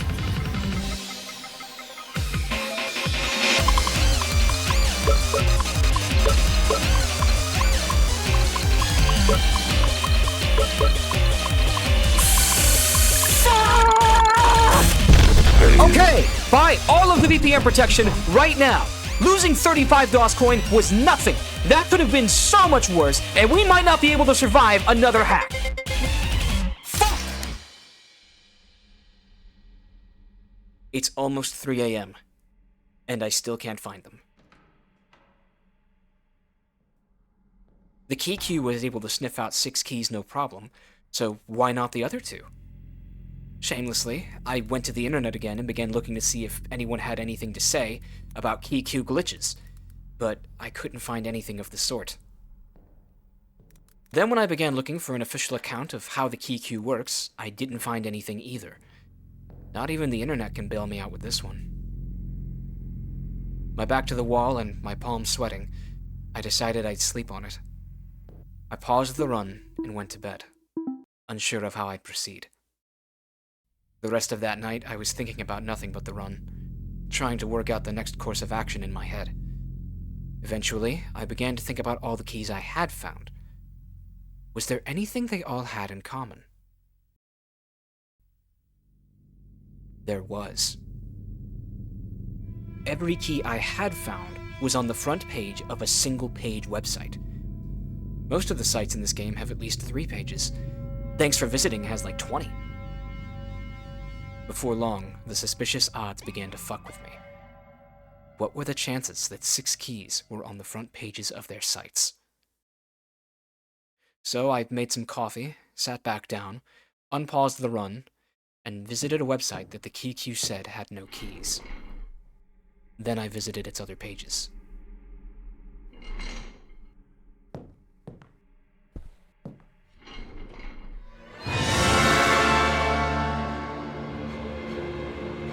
We have made a fatal error. I was wrong. I was completely fucking wrong about how the key queue works. It doesn't alert you on the front page that the site is hiding a key, but only on the page the key is hidden on. 6 key queues appearing on the front pages of websites was sheer happenstance, a complete coincidence. This 7th key appearing on this conspiracy site about how the fucking Anunnaki built the St. Louis Arches proves it. The key queue is not always on the front page, which means the final key is on a site I have already visited, and I have less than 30 minutes to find it. This is a fucking nightmare. I can't just skim through sites like I thought I could. I must actually visit every page one by one. There's a lot of fucking pages in play here, you know. What if it's behind shrimp number 11? Think straight. We must prioritize the time sites. This hour is the final window in which they'll be open, meaning if the site with the key closes before I find it, the run is over. Likewise, if the final key is on a site that doesn't open until 3:45, I'll be left in suspense until the end before I can find it. Worse even, I'll only have 7.5 minutes to compile and enter the key for the Noir Tunnel. The running clock is now the deadliest antagonist, and all other distractions pull me closer to the deadline. It is now or never.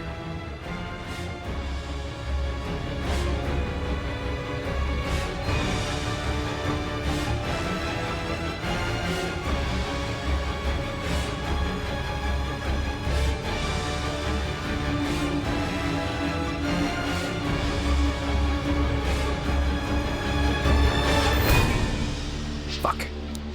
Must be the 5th power outage this run.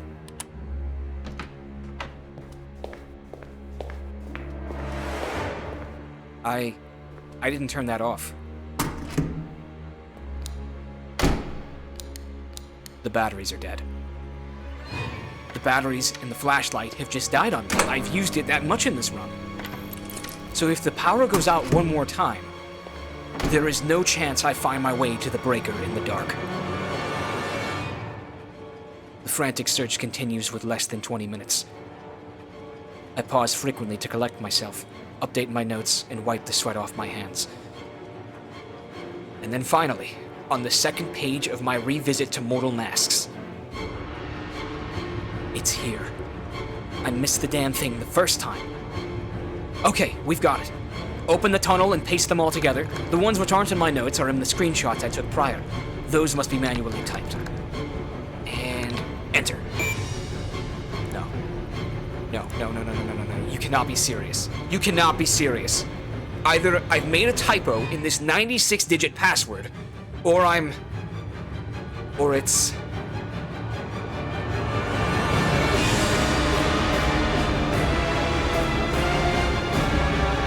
Key 1 is legit.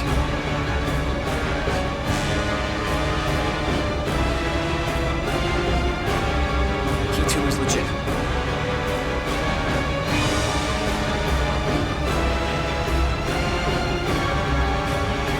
Key 3 is legit. Wait. Key 4 has a typo! That's a 5, not a 6! Yes! No!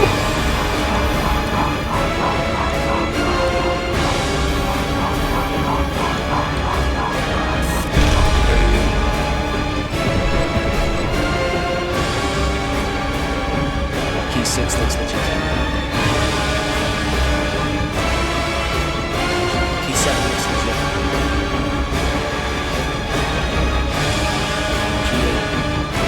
Key 8 is missing the last digit! It dropped the last digit! And I'm fucking too! The monitor blitzed as though a hacker was taking over. Only the laughing skull never appeared.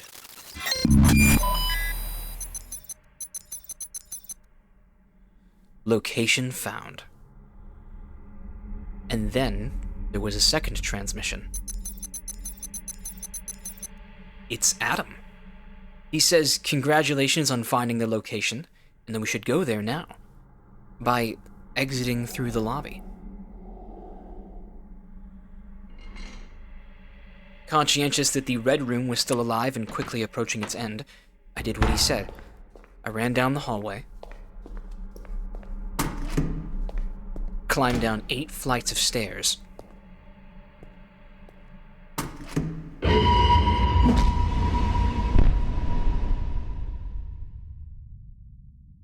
we have now fallen into the trap of the phantom that Clint has been chasing for months. The shadowy leader of the Noir, the organizer of the Red Rooms, and the evil mastermind who put us through hell these last 3 hours.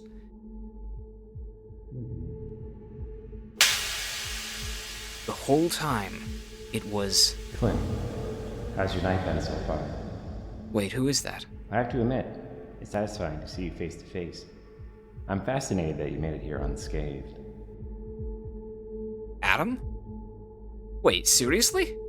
The vigilante hacker dude from the beginning of the game? That Adam? You know the problem with people these days? They are far too sheltered. Playing make-believe in a utopia that doesn't exist. Hiding behind their computer screens or whatever helps distract them from reality. But the truth is, they're an embarrassment. Abandoning human nature for a fantasy. They've lost touch with the most essential instinct: survival. Cringe nihilist rhetoric aside, we are in a highly compromising situation. Adam goes on in his monologue to reveal that we are not the first to try taking down his sick operations. Others have tried and failed in the past. Either they weren't as effective as we were, or they got too close and were disposed of. But Adam saw something else in us. We were not the everyday tabloid journalist. We posed a serious threat to his psychotic games. So, he got a better idea than just having us fly swatted like the others. Rather than disposing of you, I decided it would be more intriguing to give you a fighting chance. Devise a game out of it. See if you could interpret the rules and abide by them to endure the night. Animate your will to live. The entirety of your apartment complex has been embedded with surveillance cameras. Every movement you've made within the past several hours was broadcasted to our spectators. They're paying to watch you fear for your life. The adrenaline rush of possibly witnessing someone's last moments of life in real time. No script, no acting, just raw, authentic emotion. It's a thing of beauty. So every second I spent playing this game, my first encounter with the breather, getting scared by the noir in the hallway, watching helpless as my computer got hacked, and hiding from a hitman while he snooped through my home, all of it was being live-streamed to thousands. Our apartment was the Red Room the whole time. Amelia was just the opening act. You were the main event. I know what you're thinking. What's next? We all are. The viewers are waiting with bated breath to hear your answer. And now, Adam lets us choose how the game ends. You can give into the survival instinct that Adam worships and choose to live. Or you can give your life for the woman you've been trying to save. The ending where you walk out of this room is canon. Adam has all of your evidence confiscated, including your computer, and lets you off with a warning. Cease to investigate my games and you will live a long, happy life. But listening to Amelia's screams as you leave the room is terribly unpleasant and defeating. So I chose the alternative. I'm impressed. Not many people would die for a stranger, but if that's what you want.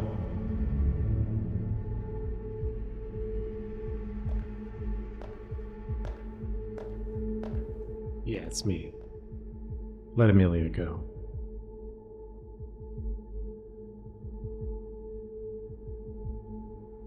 Thanks for playing.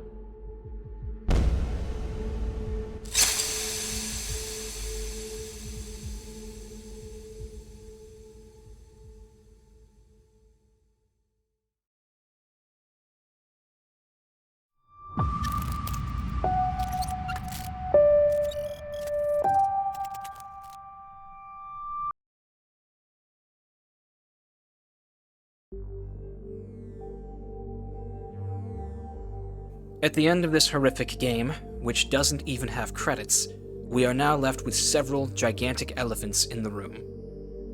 Context is everything when it comes to this game, so one layer at a time, I would like to show you 3 different interpretations of the Welcome to the Game 2 ending. First, let's look at the end of this game in the vanilla context. Pretend you've just beaten it for the first time, and have never gone on the internet before. In that bubble, this ending fucking sucks. The Pixar twist villain is that the tutorial guy from the beginning was actually some kind of sadistic dark web cult leader billionaire. What a weird creative choice. The amount of effort that goes into beating this game is Herculean, and your reward for all this hard work is to be monologued by this nihilist psychopath and then given the choice to let Amelia die or be killed in her place. Hardly a satisfactory conclusion, and even the developer agrees. On the game's own wiki page, it is said that he admits the ending is disappointing when compared to the work that goes into getting it. This is the single most underwhelming context to view this game within, and it makes the whole thing feel pointless. But there is still an important piece of context that I've withheld from you so far. Something that many of you probably knew going into this video. and others probably figured out along the way. As for the rest of you, I think it might be for the best that you hear about Interpretation 2 from the developer himself.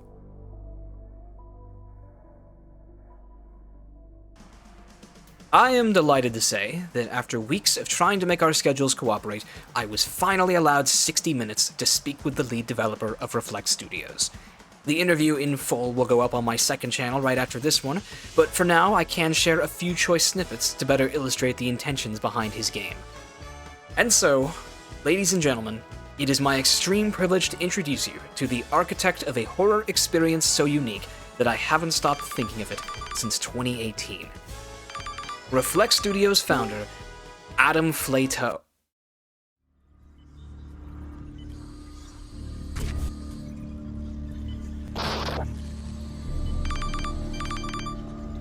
Sit. I heard you were looking for me. Adam! Bear with me. I know that like 6 more elephants just walked into the room. Just please bear with me while I put it all together. Here we have the crucial context that I withheld from you. A thing which many have used to malign this game and its studio.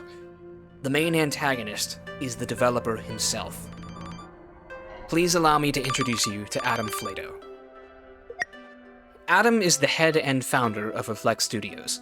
Apart from some partners and freelancers who specialize in places like character animations and environments, he is the one-man army behind all of his games. Adam, as I'm sure you've gathered, has also been deemed a controversial figure in the indie game developer sphere, both because of the morbid nature of his games as well as his past conduct surrounding them. He has been criticized for making games that are frustrating and unbeatable, for stifling fan-made mods to his games, for collecting Kickstarter funds 6 years ago for a game that still hasn't been released, and, of course, for trolling a streamer who insulted him and joked about pirating his game. For these reasons, he has been called an egomaniac, a megalomaniac, a psychopath, and, most famously, an asshole. Well aware of this buzz for some years now, the internet had prepared me for this interview as if I were about to sit down and talk with Hannibal Lecter.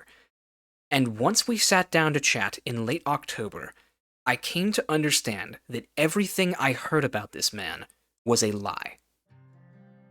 By his own admission, Adam is a little unusual. Exceptional is the better word. The man is a workaholic who lives an absolutely rigorous lifestyle dictated by his career.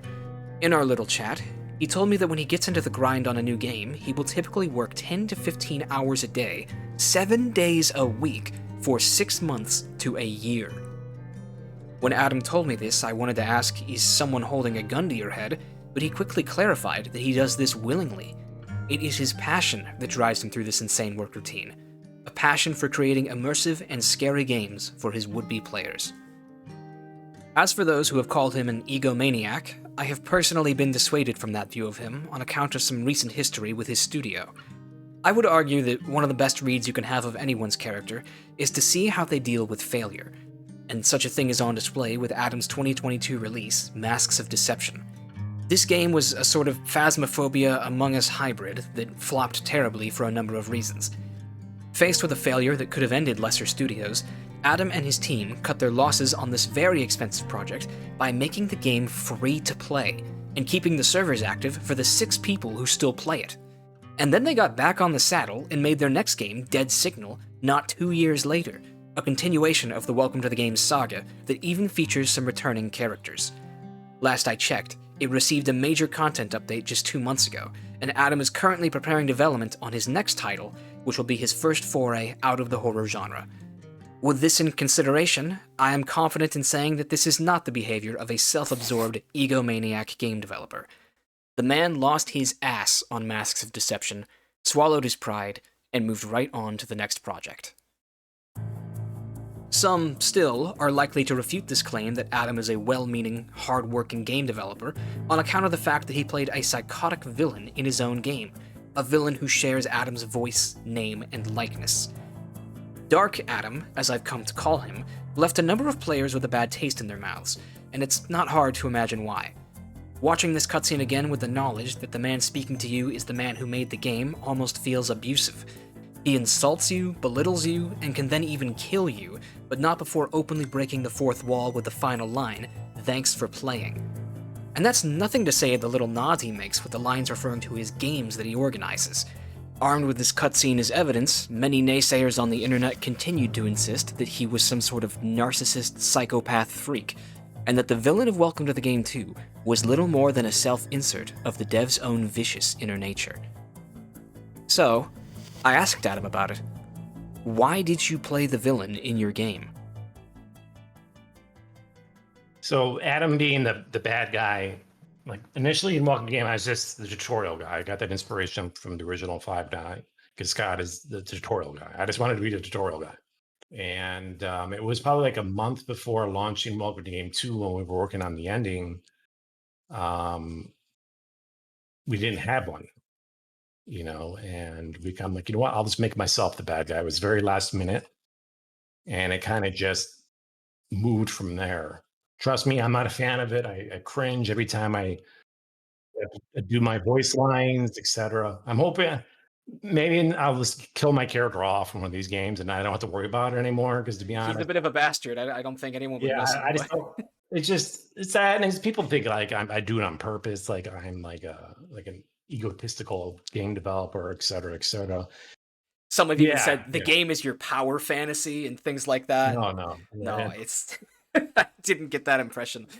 But yeah, I try to keep myself out as much as possible, because I don't, honestly, I'm just a dude who makes video games. I don't want people thinking that like, oh, this is my secret life, I'm portraying a video game. It's not. I literally, like, if I'm not working, I'm watching Netflix. I have a pet bird I hang out with. At the end of the day, on the personal side of things, I'm a huge dork and very low key. I'm almost 40 years old. I'm just a dude who makes video games. There's not much cool and crazy here.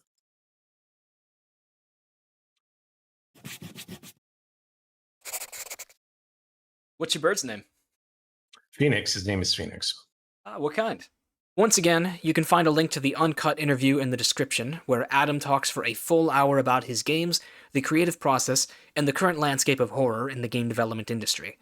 But before you go looking for it, I'll tell you right now that one thing you won't find us talking about in that interview is the backdoor controversy. As you can imagine, Adam's career in game development became seriously jeopardized by the false allegations that stemmed from the trolling incident. He expressed to me in an email beforehand that he didn't want to make a comment on it, for fear that it would stir things up again. He made peace with the streamer he trolled, he removed the feature from the game, and has since put the whole thing behind him, where he hopes to keep it. A slight problem for Adam, though, is that I have already spoken about the backdoor and its applications in great detail in this video. Not because I wanted to, but because I had to. Like it or not, the unfortunate reality for Adam is that the legend of the backdoor is now an integral part of this game's story. Making serious, repeat attempts to beat this game, with the lingering anxiety that it might have been impossible the whole time, seriously heightened the fear factor of my experience. I wasn't just pretending in this video. That glitched hack in the middle of my 5th attempt had me tweaking. So, with all this considered, and being respectfully aware of Adam and the streamer's wishes to let bygones be bygones, I think it's necessary that we discuss the backdoor incident one last time. Then I promise I'll shut up about it.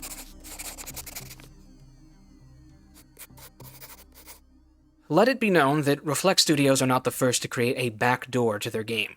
Other devs have done this in the past with great success, the difference being that Reflect Studios may have been the first to use it to harass a player. People only ever talk about the mean-spirited trolling that happened on the livestream I showed you, but nobody ever talks about the other times Adam trolled people with the intention of having fun. He'd pop into livestreams of people playing his game, figure out which player ID was theirs, and then just do something silly, like play the Dr. Disrespect Gillette song throughout the entire apartment complex. 4-3 instead of 4-4. What's happening?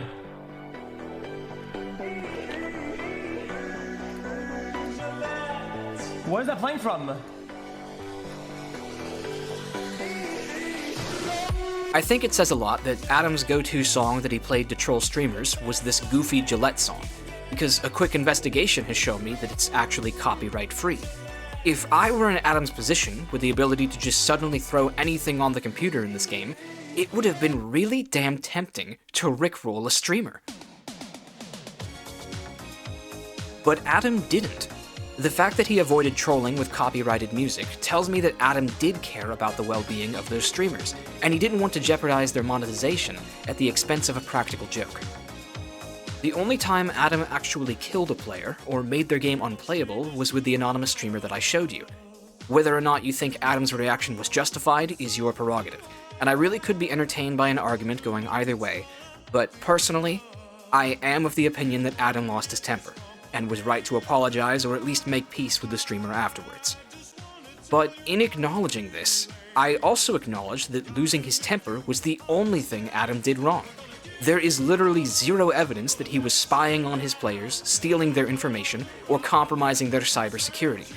Some have suggested that there is still an issue that if a bad actor were to gain control of Adam's backdoor, then they could use it for criminal means. But that's also not true. The screenshots that Adam shared of the backdoor from his end show that it was designed to safely hide any of the player's sensitive information.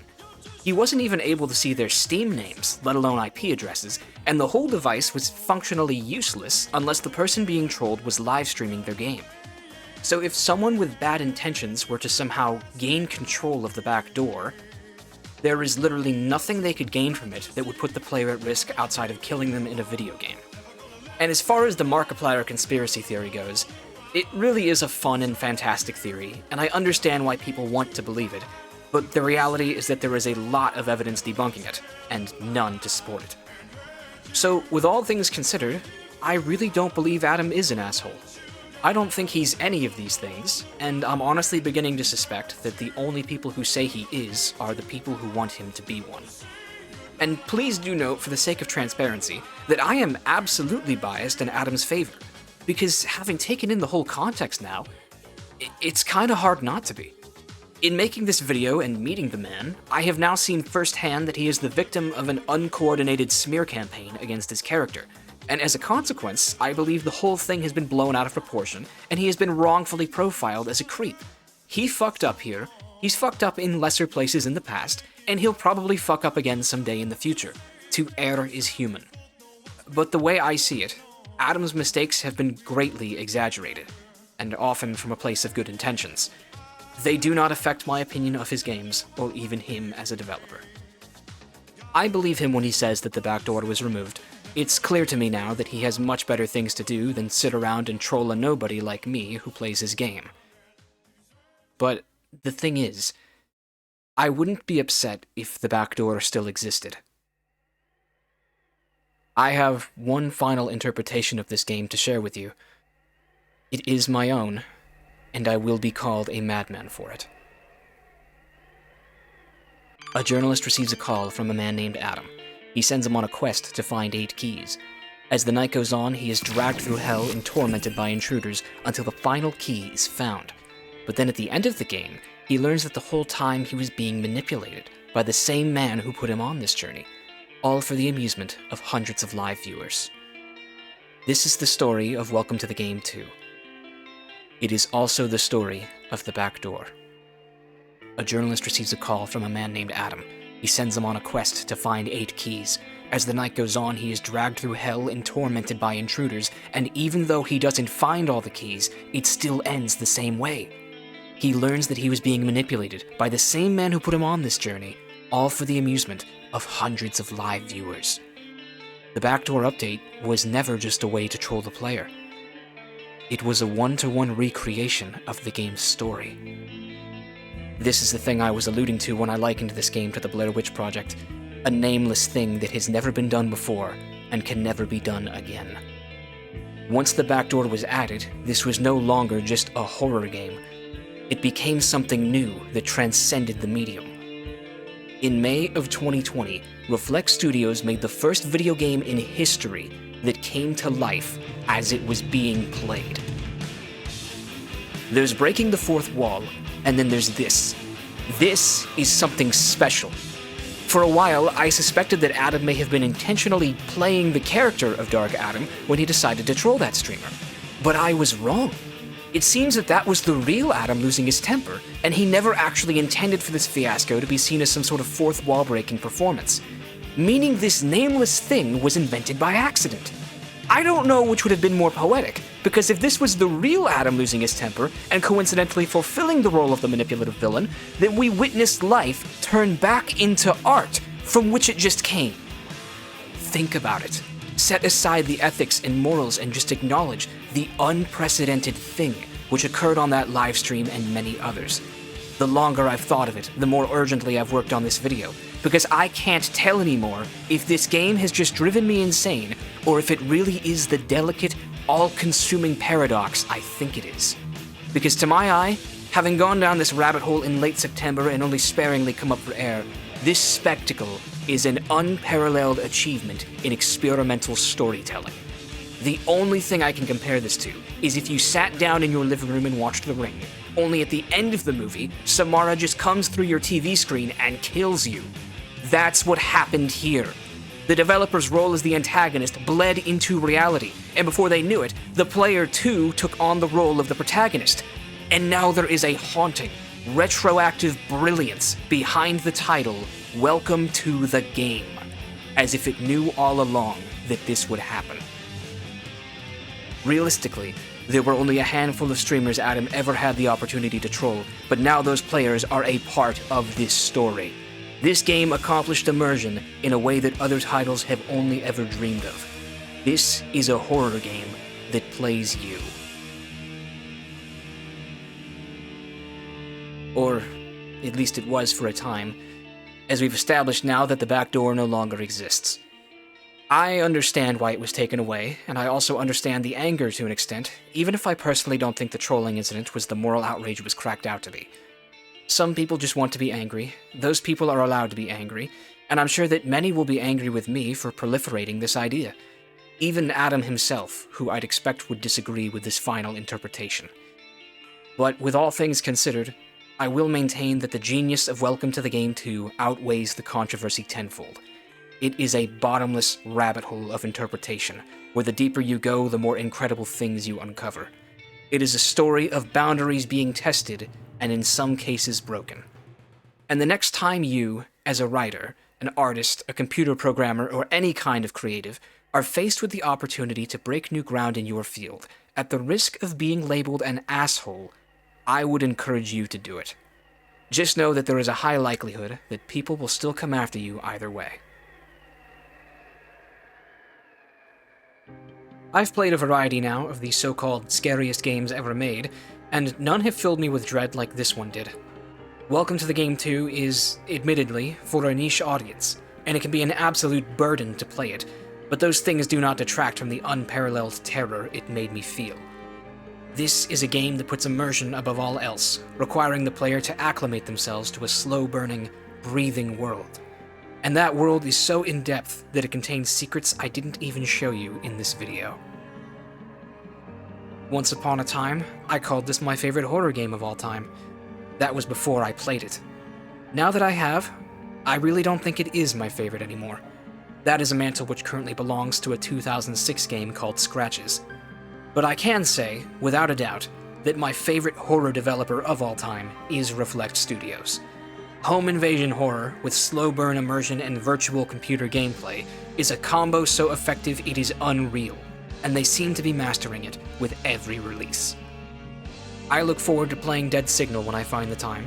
I look forward to the inevitable Welcome to the Game 3 that they're working on, and I look forward to the someday release of the long-awaited Rides with Strangers, a game that Adam tells me is taking so long because he wants its graphics to compete with titles like Until Dawn and The Quarry. Adam Flato is a game development juggernaut, and though I understand that his unique, brutally realistic flavor of horror is not for everyone, I am still terribly excited for his future releases. I wish him Godspeed and confidence in every title he tackles. While the concept of a red room is almost certainly an urban legend of the internet age, that should not discredit the fact that slavery is alive and well. Human trafficking is a very real evil, and it exists in the first world every bit as much as the third. It's everywhere, especially in the city, and you don't have to look too hard to find it. So if you take nothing else from this bizarre, nearly 3-hour video, please at least take this number for the Human Trafficking Hotline. If you see something, say something. This video is definitely demonetized, as anticipated, and if it's not, then I promise you the ad revenue is going to someone who is not me. So if you enjoyed this video, I'd really appreciate it if you tell your friends about it, and share the link with any who might care to watch it. Because the algorithm definitely will not.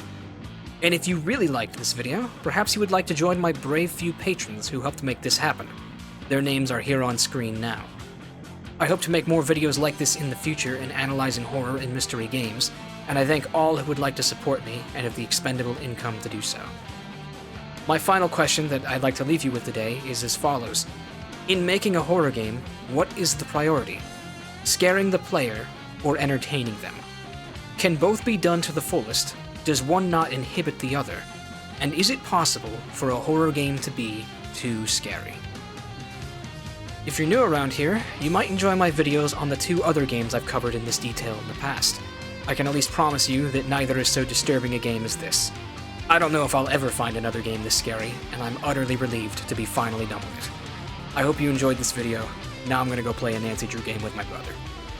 Be well, stay safe, stay off the deep web, and vote for Holt.